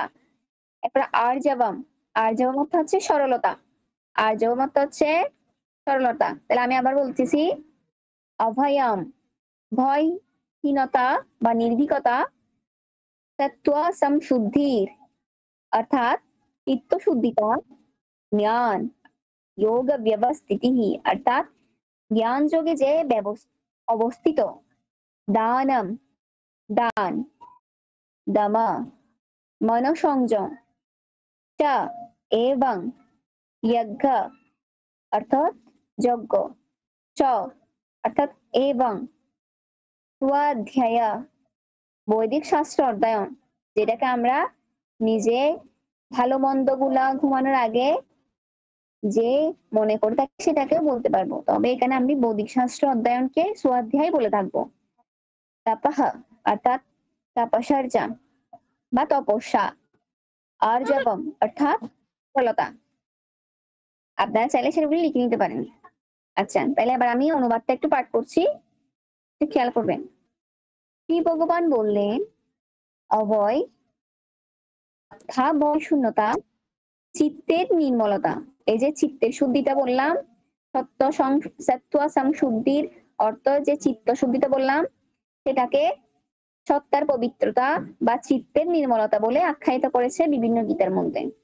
সেটা আপনি নিজে যেভাবে নেন সেটা আপনার উপর ডিপেন্ড করবে। চিত্তের নির্মলতা, আত্মজ্ঞানে দৃঢ়নিষ্ঠা, আত্মজ্ঞানে এই যে আপনি একটা জ্ঞান নিচ্ছেন, সেই জ্ঞানটা সম্পর্কে যে আপনি সঠিক জ্ঞান যে নিচ্ছেন বা জ্ঞানটা আপনার কি কাজে আসবে বা এটা সঠিক না, আপনি যে এই গীতা এখান থেকে জ্ঞান নিয়ে যে আপনি গীতাটা পড়তে পারবেন ঠিক করে, এই যে আত্মজ্ঞান, সেটা হচ্ছে সেটার প্রতি যে দৃঢ় নিষ্ঠতা, সেটাই বোঝানো হয়েছে এখানে। এরপরে দান, দান করার সময় খেয়াল রাখতে হবে। প্রবাদ আছে যে ডান হাতে দান করলে বাম হাতে যাতে না শোনে, একটা কথা আছে, সবাই হয়তো জানেন সেটা। দান 3 প্রকার, সাত্বিক, রাজসিক, তামসিক। তামসিকটা দান করে বলে যে কি, এই যেমন ইচ্ছা তেমন করে এই দান দেওয়ার আছে এভাবে, একটা অজ্ঞান ভাবে তাকে ছোট করে ফেলে। আর রাজসিকটা করে যে কি, ওই দেয়ার আছে হ্যাঁ দিতে তো হবে, এটা একটা মন মানসিকতা রেখে দান করে। আর সাত্বিক দান করে কি হবে, না দান করা আমার কর্তব্য, এই ভেবে যে দান করে সেটা হচ্ছে সাত্বিক দান। আমরা অবশ্যই চেষ্টা করবো সাত্বিক দানটাই করতে। এরপরে ইন্দ্রিয় সংযম সম্পর্কেই বললাম, ইন্দ্রিয় সংযম। এরপরে যজ্ঞ, শাস্ত্রপাঠ, ব্রহ্মচর্য, সরলতা, এইসব নিষ্ঠা দৈব সম্পদের অভিমুখী ভক্তের লক্ষণ বলে কথিত। আমি আবার বলছি, আচ্ছা স্ক্রিনের থেকে বলছি এবার। এখানে সরলতা পর্যন্ত শ্লোকের অনুবাদ। পরমেশ্বর ভগবান বললেন, হে ভারত, ভয় শূন্যতা, সত্তার পবিত্রতা, পারমার্থিক জ্ঞানের অনুশীলন, দান, আত্মসংযম, যজ্ঞ অনুষ্ঠান, বৈদিক শাস্ত্র অধ্যয়ন, তপশ্চর্যা, সরলতা। এখানে আমি গুণ পেলাম কয়টি? 9টি। এখানে গুণ পেলাম 1 নং শ্লোকে আমি গুণ পেলাম 9টি। এই 9টি গুণ হচ্ছে আমার দৈবিক সম্পদের গুণ। এরপর আরো আছে, আমি 2 নং শ্লোকে যাচ্ছি, আমি এগুলা দেখি, আপনারা যদি না পারেন তাহলে আমার হয়তো এই রেকর্ড করে হলো দিতে হবে। আচ্ছা আমি এবার 2 নং শ্লোকেই যাই, 2 নং শ্লোকে যাই। আশা করি এটা সবাই পারবেন, তেমন কঠিন না। স্ক্রিনে দেখুন একটু, অহিংসা, অহিংসা। আচ্ছা আটক, আমি একবার ফার্স্টে পাঠ করে ফেলি, তারপর আটক করে ভেঙে পাঠ করে শোনাবো। अहिंसा सत्यमक्रोधः त्यागः शान्तिरपैशुनम् दया भूतेष्वलोलुप्त्वम् मार्दवम् ह्रीरचापलम्।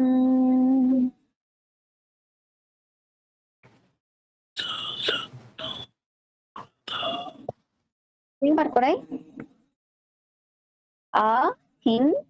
তা 3 অক্ষর সত্যম ক্রোধ 8 অক্ষর হয়ে গেল কিন্তু অহিংসা সত্যম ক্রোধ।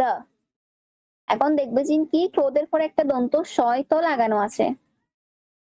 8 অক্ষরের পরে যদি এরকম দন্ত শ-কে লাগানো দেখেন সেটাকে বিসর্গ অনুযায়ী উচ্চারণ করতে হবে। 8 অক্ষরের পরে যদি এরকম দন্ত শয় ত বা দন্ত শ লাগানো দেখেন তাহলে সেই দন্ত শকে আপনার বিসর্গের মতো উচ্চারণ করতে হবে। এখানে বিসর্গ উচ্চারণ করবো কিভাবে? ক্রোধ, যেহেতু আমার কোনো কার চিহ্ন নেই সেজন্য ক্রোধ অহিংসা সত্যম ক্রোধ। একটু ওয়েট।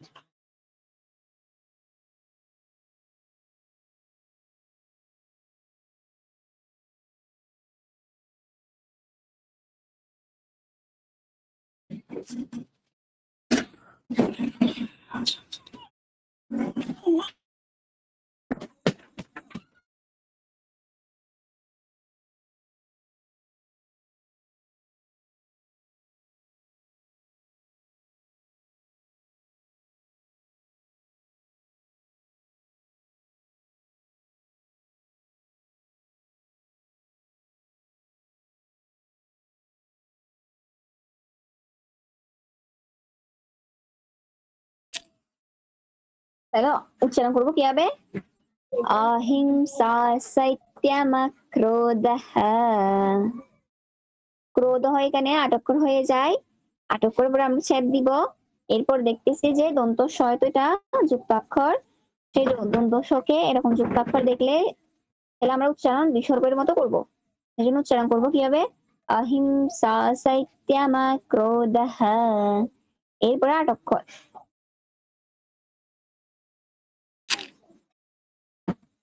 হাতের দিকে লক্ষ্য করবেন।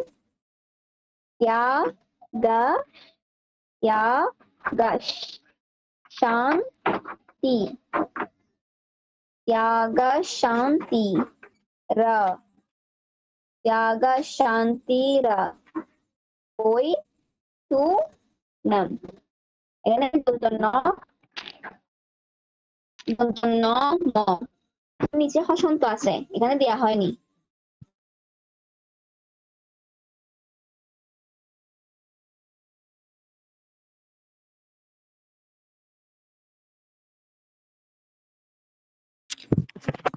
এখানে দন্ত ন মহাসন্ত আছে, এখানে মহাসন্ত দেওয়া হয়নি, সম্পূর্ণ লিখে দেওয়া হয়েছে। আমরা সম্পূর্ণ উচ্চারণ করব না, উচ্চারণ করব অর্ধেক, অর্থাৎ মহাসন্ত যেরকম উচ্চারণ হয় ঠিক সেভাবে। তাহলে 8 অক্ষর আবারও দেখাচ্ছি।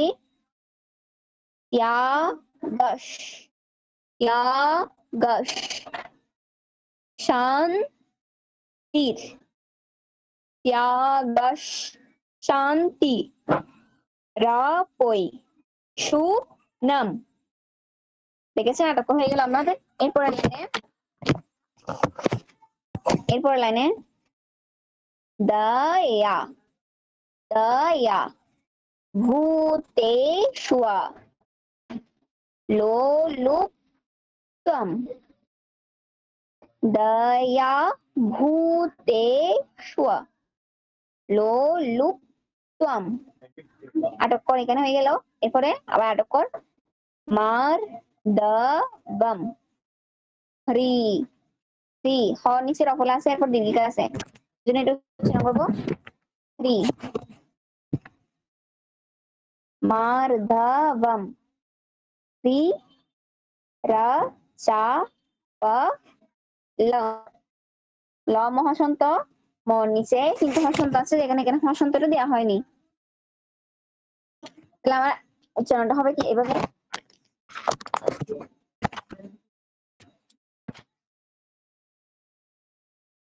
আমি পাঠ করছি, একটু খেয়াল করবেন।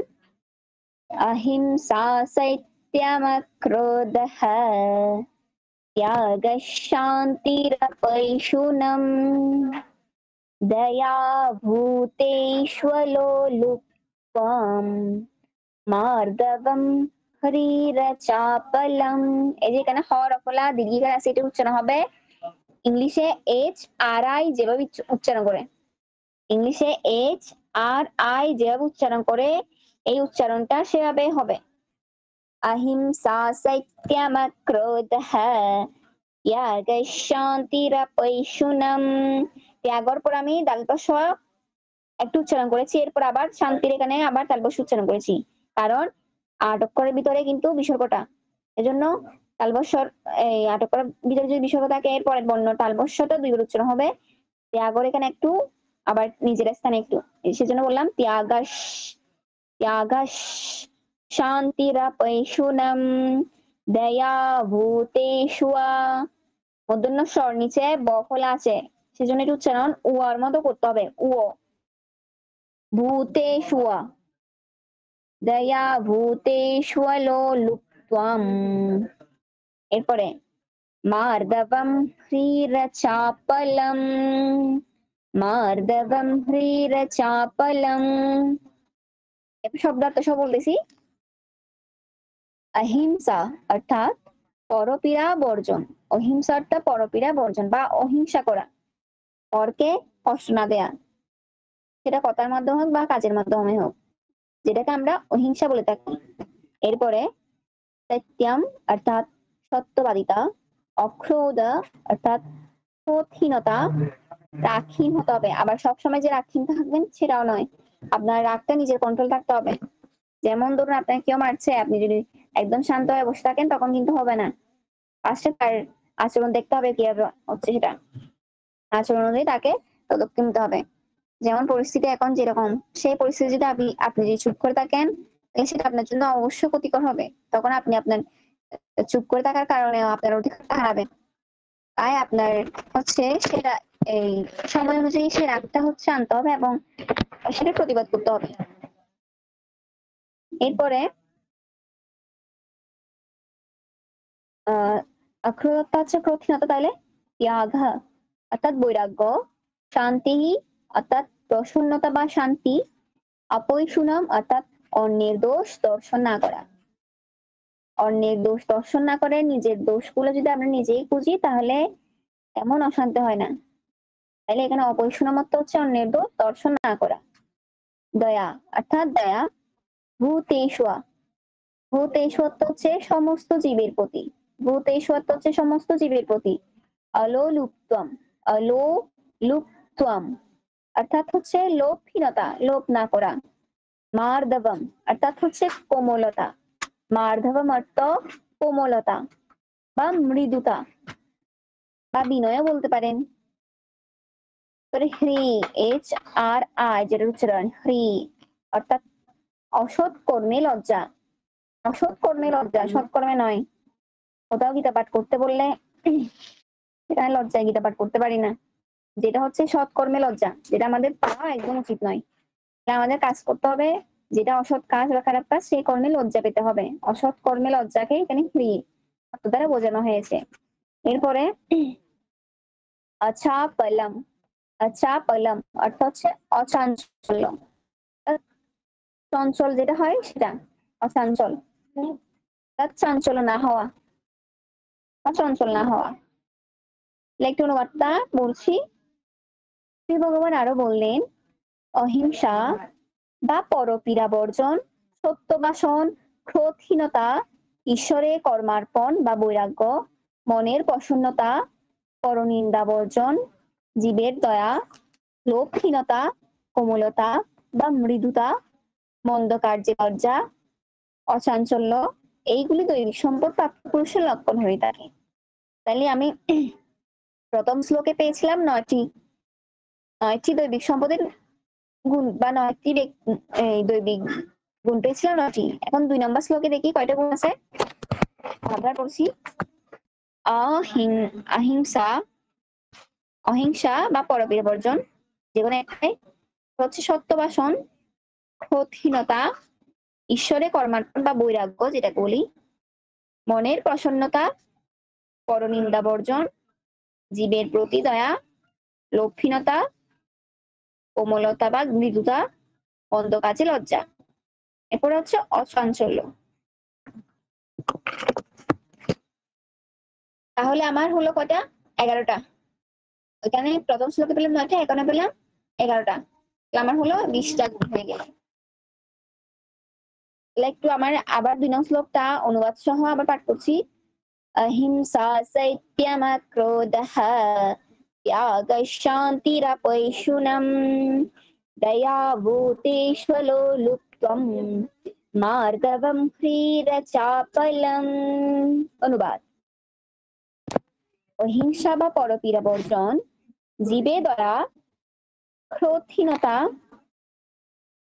করবেন। অহিংসা বা পরপীড়া বর্জন, সত্যবাসন, ক্রোধহীনতা, ঈশ্বরে সমর্পণ বা বৈরাগ্য, মনের প্রসন্নতা, পরনিন্দা বর্জন, জীবে দয়া, লোভহীনতা, কোমলতা বা মৃদুতা, মন্দ কাজে লজ্জা, অচাঞ্চল্য, এগুলি দৈবিক সম্পদ প্রাপ্ত পুরুষের লক্ষণ হয়ে থাকে। এরপরে 3 নং শ্লোক আসি। আচ্ছা, 2 নং শ্লোকে কোনো সমস্যা আছে? কারো কোনো টপিক বুঝতে অসুবিধা হয়েছে? মিউট অন করে একটু বলবেন। দিদি বাংলা অর্থগুলো বুঝেছেন? বাংলা অর্থগুলো কিন্তু মেইন। হ্যাঁ আচ্ছা, তাহলে আমি 3 নং শ্লোকে যাই। সবাই বুঝেছেন তো?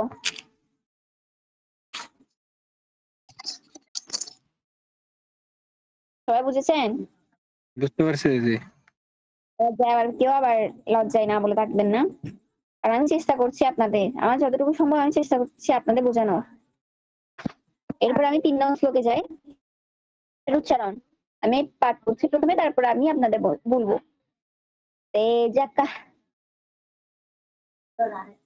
তেজক ক্ষমাদিতি শোচম অদ্রোহো নাতিমানিতা ভবন্তি সম্পদম দৈবীম অভিজাতস্য ভারত। খেয়াল করবেন, আটক ভাঙি, তারপর আমি অন্যান্য উচ্চারণগুলো বলবো। আটক ভাঙি প্রথমে। তেজক, তেজক क्षमा दीति शोचम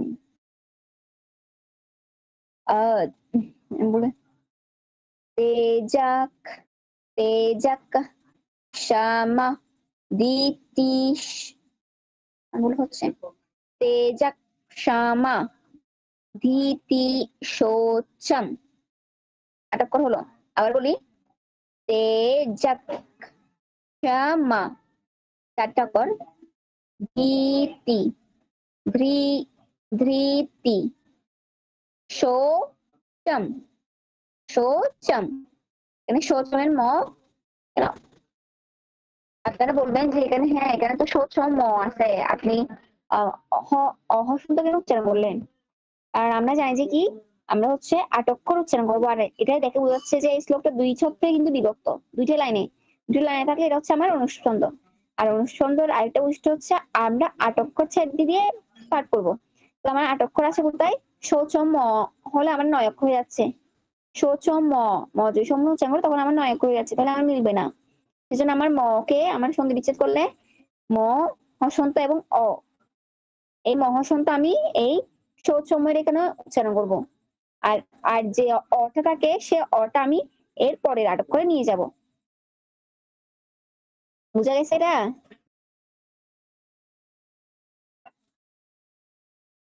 বুঝতে পেরেছেন? আরেকবার বলেন দিদি। হ্যাঁ, বুঝা গেছে। আচ্ছা, আর একবার বলেন এই কারণে। আচ্ছা আমি ফার্স্ট থেকে মটা উচ্চারণ করলে হ উচ্চারণ করবো। ম হসন্ত, একটা বর্ণের মধ্যে আমরা জানি একটা ব্যঞ্জন বর্ণের মধ্যে 2টা বর্ণ যুক্ত থাকে, সেটা যে বর্ণ হোক। যেমন এখানে ম, এই ম বর্ণের মধ্যে 2টা বর্ণ যুক্ত আছে, একটা হচ্ছে মহাসন্ত, একটা হচ্ছে অ। একটা মহাসন্ত, একটা হচ্ছে অ। মহাসন্ত আর অ, এই 2টা বর্ণ মিলেই হচ্ছে আমাদের এই সম্পূর্ণ মটা। এই সম্পূর্ণ মটা আসছে আমার 2টা বর্ণ মিলে, একটা হচ্ছে মহাসন্ত, একটা অ।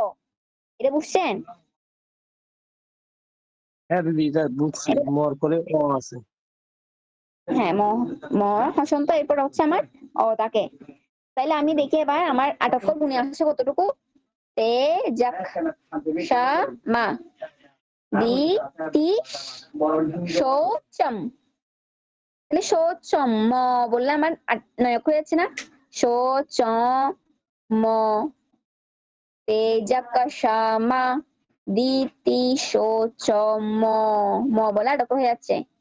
কিন্তু আমি যখন শৌচম বলতেছি সেখানে দুই অক্ষর হচ্ছে যে শো, এরপর হচ্ছে চম, শো এরপর হচ্ছে আমার চম, এইটুকু এসে আমার আটক হচ্ছে। এই আটক হওয়ার কারণে আমি এখানে স্টপ করব, এখানে স্টপ করবো এবং আমি সম্পূর্ণ উচ্চারণ তখন করব না। আমার যদি মহাশূন্য সম্পূর্ণ উচ্চারণ করে সেখানে আমার তো আর আমার হচ্ছে চলে আসবে, নয়ক হয়ে যাবে, নয়ক হলে তো আমার অনুষ্ঠান ছন্দটা মিলবে না। হ্যাঁ, তাহলে আমার শৌচম, এখানে আমি মহাশূন্য এখানে শৌচম এখানে নিয়ে আসবো। আর যে অটা থাকে না, ওই অটা আমি পরের আটক করে উচ্চারণ করব। এমন উচ্চারণ করব দ্রোহ না তি মা নি তা, দ্রোহ 3 অক্ষর, না তি মা নি তা, হলো কয় অক্ষর? 8 অক্ষর হয়ে গেল না? এবার মিলছে না? এবার 8 অক্ষর বুঝছেন এটা? আর বিসর্গের উচ্চারণ আসি, তেজকে যে তেজর পরে একটা বিসর্গ আছে, এরপরে ক্ষীয় ম আকার আছে, এটা উচ্চারণ।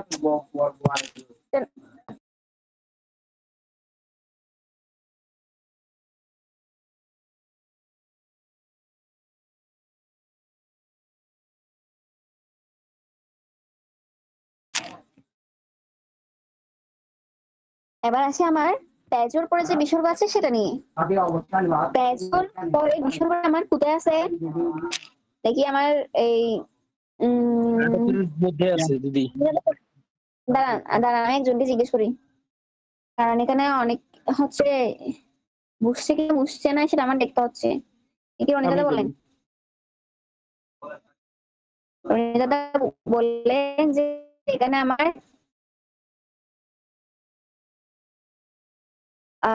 এই যে তেজের বিসর্গটা আছে সেই বিসর্গটা আমার কোথায় আছে? এটাকে আটক করে ভিতরে নাকি আটক করে বাইরে? আমি তো বললাম আটক করে তো ভেঙে দিলাম, এটা বললাম আটক করে ভিতরে নাকি আটক করে বাইরে আছে?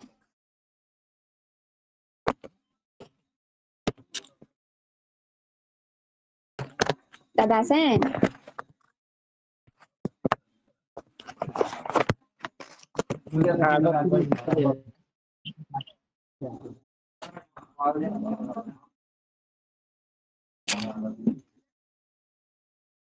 রনি দাদা আছেন?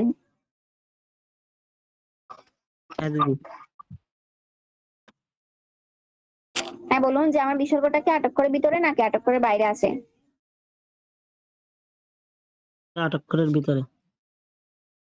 হ্যাঁ ধন্যবাদ। আটক করে ভিতরে আছে, কিন্তু আমাদের বিসর্গটা আছে আমার আটক করে ভিতরে। তাহলে আটক করে ভিতরে যদি আমার বিসর্গ থাকে সেটার উচ্চারণ হবে কি? এর পরের বর্ণটা আমার 2 বার উচ্চারণ হবে, এর পরের বর্ণটা আমার 2 বার উচ্চারণ হবে। আর যদি 2 বার উচ্চারণ করে আমি ফার্স্টে দেখতে হবে যে এর পরের বর্ণ কি আছে, এর পরের বর্ণ দেখতে হবে যে আমার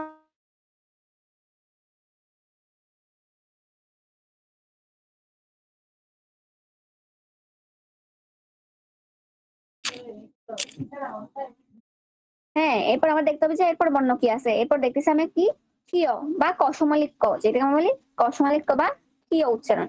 এই যে কসমালিক ক বা কিয় যুক্ত বর্ণ ভাঙলে কহসন্ত, এরপরে কহসন্ত এরপরে ম আসে। এই কহসন্ত মটা আমি কিয়র মধ্যে উচ্চারণ করব। তাহলে আমার কহসন্ত মটা আমার ওই তেজরে উচ্চারণ করতে হবে, কারণ আমরা জানি আটক করার ভিতরে যে বিসর্গ থাকে এর পরের বর্ণ 2 বার উচ্চারণ হয় বা দ্বিতীয় উচ্চারণ হয়। সেজন্য আমি এর পরের বর্ণ ক সন্তকে তেজরে কেন উচ্চারণ করব একবার। তেজাক তেজাক তেজাক ক্ষমা দিতি শোচম, তেজাক ক্ষমা তেজাক ক্ষমা, বুঝা যাচ্ছে? তেজাক ক্ষমা, এটা পারবেন? এটা পারবেন কি? হ্যাঁ দিদি পারবো পারবো পারবো দিদি। আমার এরপর দ্বিতীয় পরে সমান দ্বিতীয় পরে কিছু থাকলে আমি তো এটা বললাম, তাহলে এটা পারবেন। দ্বিতীয় পরে বেশি থাকলে উচ্চারণ কি হবে? দাদা বলুন, দ্বিতীয় পরে যে বিসর্গ আছে সেটা উচ্চারণ আমি কিভাবে বলবো? তেজকাক্ষমা। তেজকাক্ষমা, হ্যাঁ এটা বুঝলাম তো। তেজক এই যে দ্বিতীয় পদ- ক্ষমা, হ্যাঁ তো দুইবার উচ্চারণ হবে, কটা ভাগ হয়ে যাবে। দেখো, কিন্তু এটা আবার আছে না, আবার তেজক সময়ের পরে দ্বিতীয় বিসর্গ আছে না, দ্বিতীয় বিসর্গ আছে। এই যে বিসর্গ আছে সেটার উচ্চারণ কিভাবে করবো? সেটাও তো আটক করে ভিতরে মনে হয় না, কি বলেন? আর তাহলে এটা উচ্চারণ কিভাবে করবো একটু বলুন।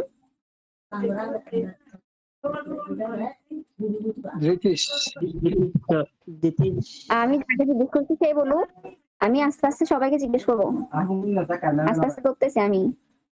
রঞ্জনা বলুন, উচ্চারণ হবে আবার করুন, আবার। দিতীশ, হ্যাঁ ঠিক আছে, ধন্যবাদ বুঝছেন। দেখি রিম্পা দেবী দিদি বুঝছেন এটা? আপনি হাত তুলেছেন যে। না দিদি, আমি ওই বিকল্পটা বুঝি নাই, ওই জন্যই হাতটা তুলছি। কোনটা দিদি? বিকল্পর ওখানেই আমার মানে বুঝতে অসুবিধা হয়েছিল, ওই জন্য আমি হাত তুলছি। বুঝেছেন? হ্যাঁ দিদি, এখন বুঝেছি। আচ্ছা ধন্যবাদ। তাহলে আমার তেজা, এরপরে কসমালিক তো আছে।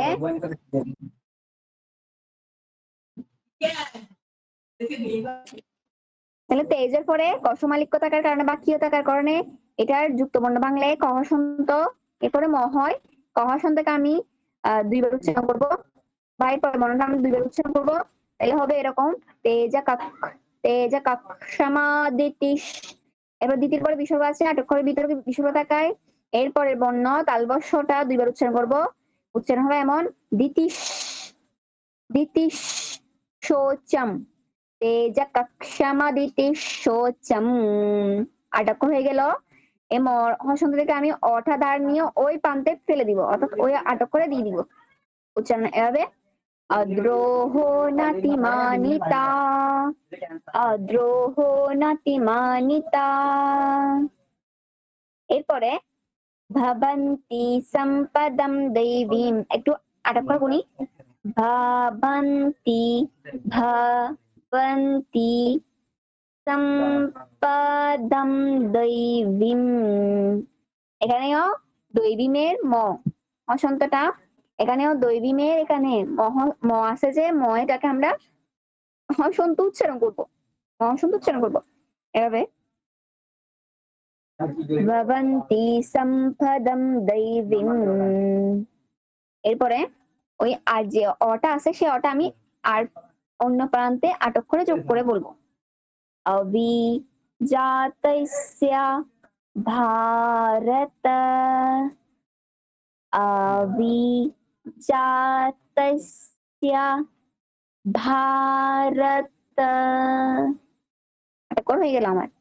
তাহলে ভবন্তি সম্পদম দৈবীম অভিজাতস্য ভারত। এতটুকু বুঝে গেছে? আমি আবার বলতেছি। জি দিদি, বোঝা গেছে। ভেঙে ভেঙে পড়াটা আস্তে আস্তে বুঝতেছি দিদি। কয়েকটা শ্লোক এরকম করলে পরে আমাদের কাছে খুব ইজি হয়ে যাবে। আমি চেষ্টা করছি, আমার যতটুকু শব্দ আমি চেষ্টা করছি, আমি যতটুকু জানি সে ততটুকু আপনাদের জানার চেষ্টা করছি। ধন্যবাদ দিদি। হ্যাঁ, আমি 3 নম্বর শ্লোকটা আবার পাঠ করি। তেজা কক্ষমাদিতিশ শোচম, অদ্রোহো নাতিমানিতা, ভবন্তি সম্পদম দৈবীম অভিজাতস্য ভারত, অভিজাতস্য ভারত। বুঝে গেছে এটা? 3 নং শ্লোকটা কি পাঠ করতে পারবেন সবাই? পারবো, পাঠ করতে পারবো। সবাই পারবেন? সুরজিৎ দাস, এরপর হচ্ছে সঞ্জিত চন্দ্র দাস দাদা, রনি দাদা, রিম্পা দেবী, পারবেন সবাই? হ্যাঁ অবশ্যই। আচ্ছা, এটা লাস্ট কিন্তু। তেজা কক্ষমাদিতি শোচম, আমার সাথে সাথে বলুন একটু।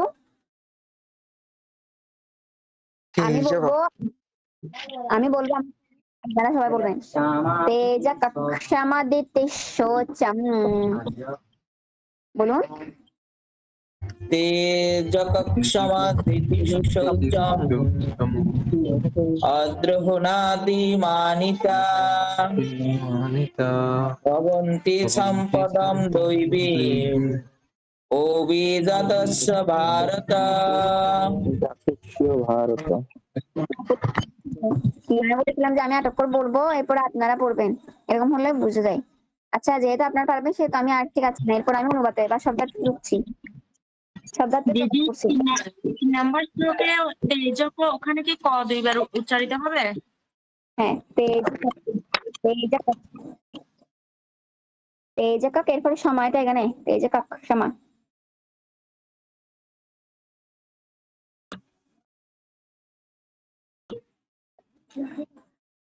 বুঝে গেছে? এরপরে শব্দার্থ টাইম চলে যাচ্ছে। তেজ হচ্ছে তেজ, ক্ষমা অর্থ হচ্ছে ক্ষমা, ধীতি অর্থ হচ্ছে ধৈর্য, শৌচম অর্থ হচ্ছে সুচিতা, অদ্রোহ অর্থ হচ্ছে মাৎসর্যহীনতা, কারোর প্রতি শত্রুভাব বা না মাৎসর্য বা কারোর প্রতি ভাব না থাকা। এরপরে নত্ব না পরে অতিমানিতত্ব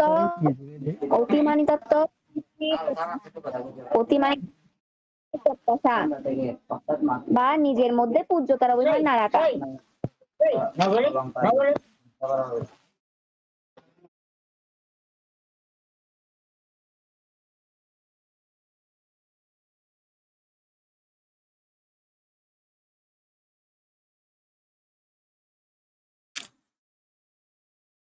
অতিমানী তত্ত্ব হচ্ছে সম্মানের প্রত্যাশা বা নিজের মধ্যে পূজ্যতার অভিমান না করা।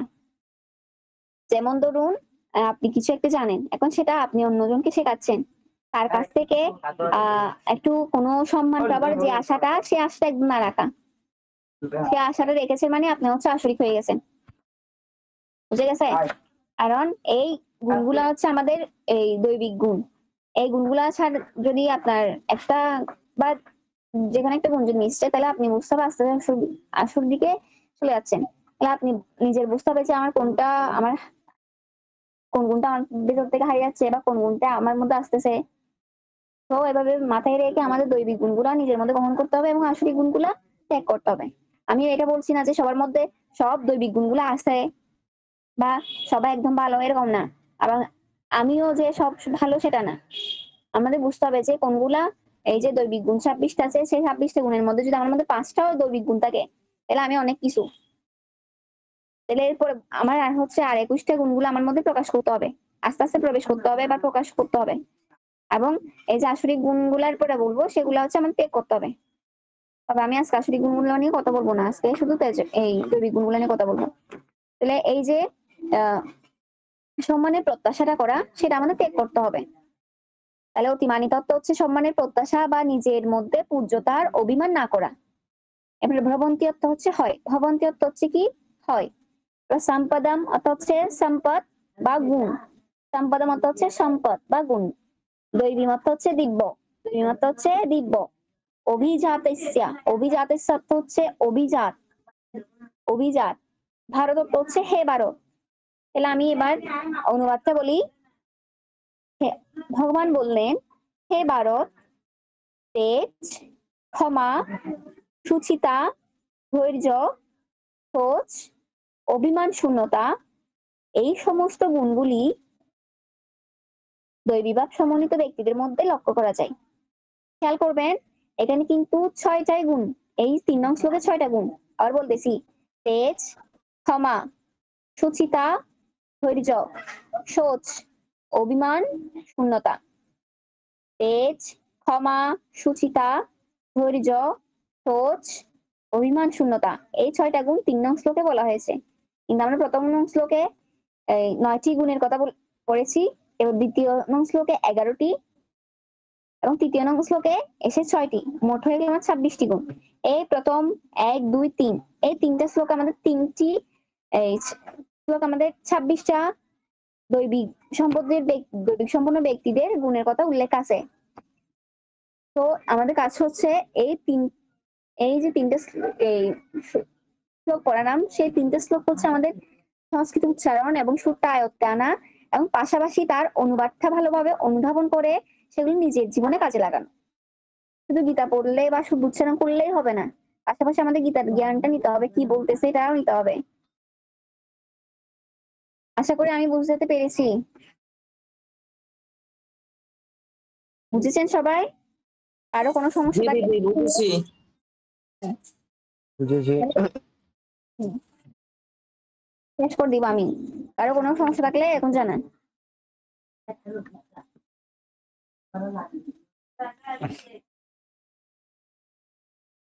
আরো কোনো সমস্যা আছে এই তিনটা শ্লোকের মধ্যে? বাংলা অনুবাদ বুঝতে কোনো সমস্যা হয়েছে বা সংস্কৃত বুঝতে সমস্যা হয়েছে? কেন কিন্তু সংস্কৃতের পাশাপাশি উচ্চারণের পাশাপাশি আমি কিন্তু শব্দার্থ বা অনুবাদের মধ্যেও কিন্তু জোর দিচ্ছি।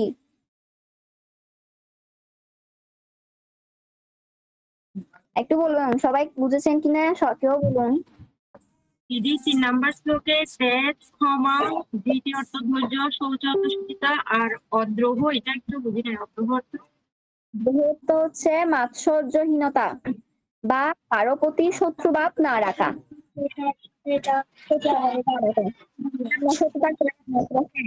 তো ওদের প্রতি হচ্ছে শত্রুভাবটা রাখবেন না। আপনার মনে রাখতে হবে যে কি আমাদের সবার মধ্যে পরম ব্রহ্মই অবস্থান করেন। তো ওই ওনার প্রতি হচ্ছে আমাদের শত্রুতা বর্জন করতে হবে। বুঝে গেছে? এই শত্রুতা বর্জন করার ফলে অনেক উপরে কিন্তু উন্নীত করতে পারে। বুঝে গেছে? বুঝছে ওটা কি বলছেন আরেকটু বলেন তো? সৌর্যহীনতা, মাৎসর্যহীনতা, মাৎসর্যহীনতা মহাকার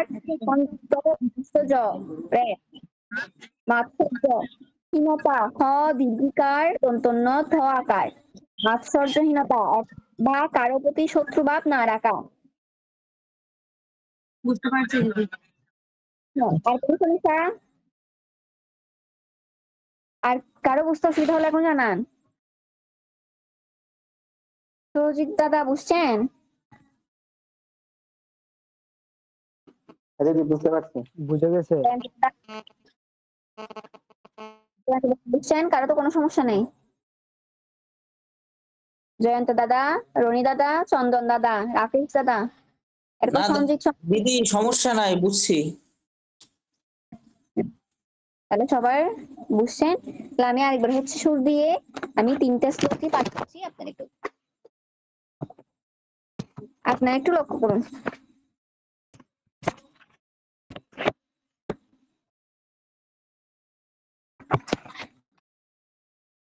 হ্যাঁ। ओम तत्सत। ओम श्री परमात्मने नमः। श्रीमद्भगवत गीता अतो षोडशाध्यायः। दैवासुरसम्पदविभागयोगः।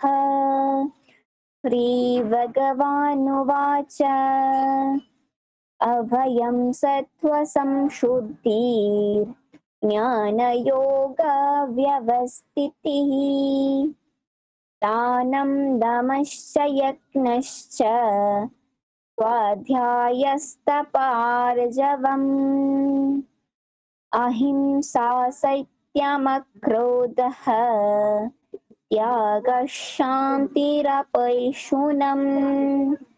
दया भूतेष्वलोलुप्त्वम् मार्दवं ह्रीरचापलम्। तेजःक्षमादितिशोचम् अद्रोहो नातिमानिता। भवन्ति सम्पदं दैवीम् अविजातस्य भारत।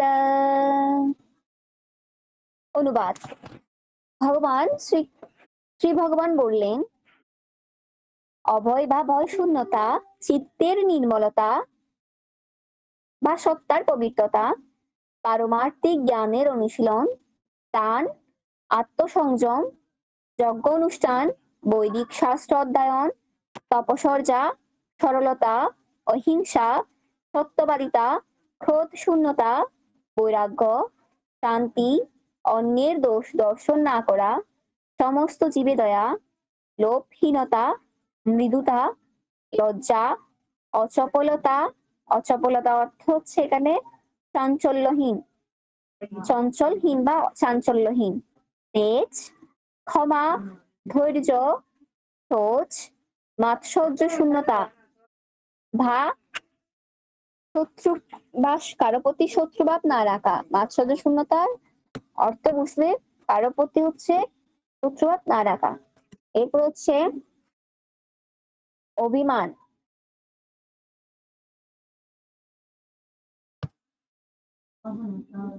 অভিমান শূন্যতা। এই 26টাই গুণ হচ্ছে আমাদের দৈবিক সম্পন্ন ব্যক্তিদের হয়ে থাকে। আপনারা চাইবেন এই 26টা গুণ নিজের মধ্যে ভালো করে পড়ে বা ভালো করে জেনে নিজের মধ্যে ধারণ করার। আর কোনো যদি এখান থেকে কোনো একটা শব্দ যদি না বুঝেন তাহলে আমাকে বলবেন, আমি সাহায্য করবো। তাহলে বুঝছেন কিনা এখন? দিদি বুঝছে। আমার একটা কথা ছিল দিদি। হ্যাঁ বলুন। দিদি ছোটদের কি ক্লাস শুরু হয়েছে দিদি? তাহলে আমার ছেলে মেয়েরে আর কি জয়েন করাইতাম, ভর্তি করাইতাম। আসলে আমি তো সে সম্পর্কে জানি না, আমি শুধু এই আপনাদেরই ক্লাসটা করাই। আপনার যদি সে সম্পর্কে জানার থাকে তাহলে সরাসরি অন্তু দাস দাদাকে কল দিন। আর তো এখানে হয়তো চন্দন দাদাও বলতে পারে। হ্যাঁ, আপনি হয়তো অন্তু দাস দাদাকে কল দিন সরাসরি। আচ্ছা ঠিক আছে দিদি। আর কারো কোনো প্রশ্ন আছে? আর কারো কোনো প্রশ্ন আছে কি?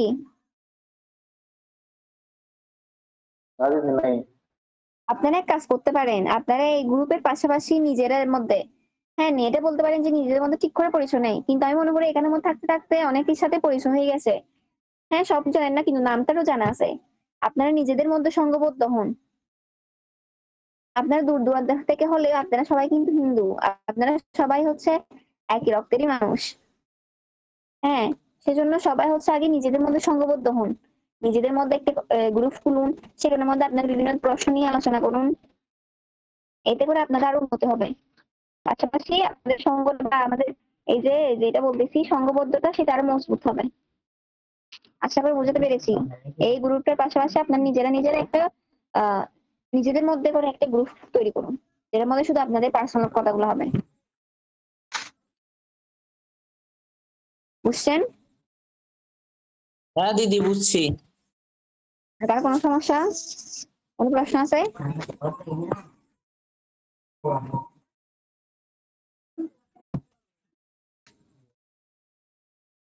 আর কারো কোনো প্রশ্ন আছে? প্রশ্ন থাকলে আমি শেষ করে দিচ্ছি, শান্তিমন্ত বলে শেষ করে দিচ্ছি। প্রশ্ন আছে কারো? আর মনে হয় দিদি নাই।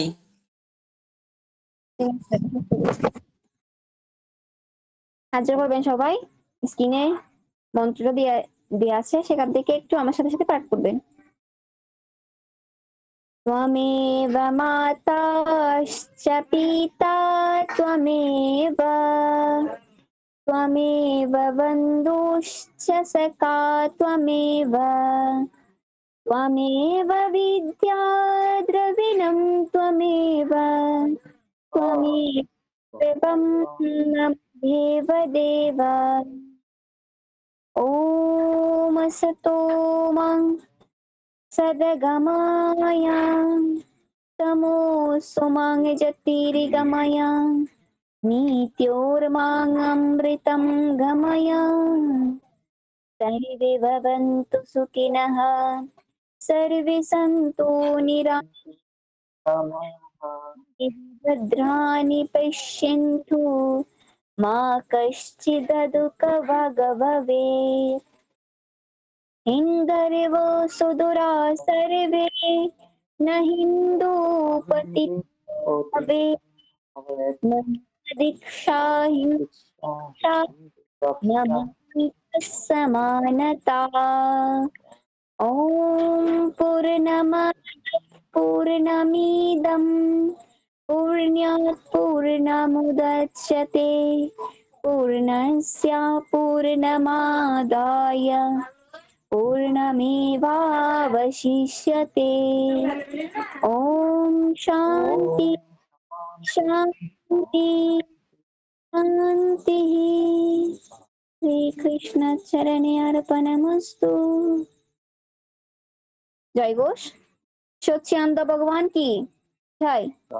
देश की जय। माता की জয় माता की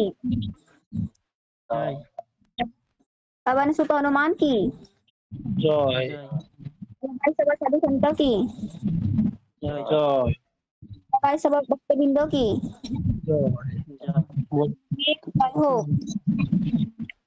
अधर्मेर नाश हो। निश्चय कल्याण हो। धर्मांतकरण बंद हो। हर हर महादेव। हर हर महादेव।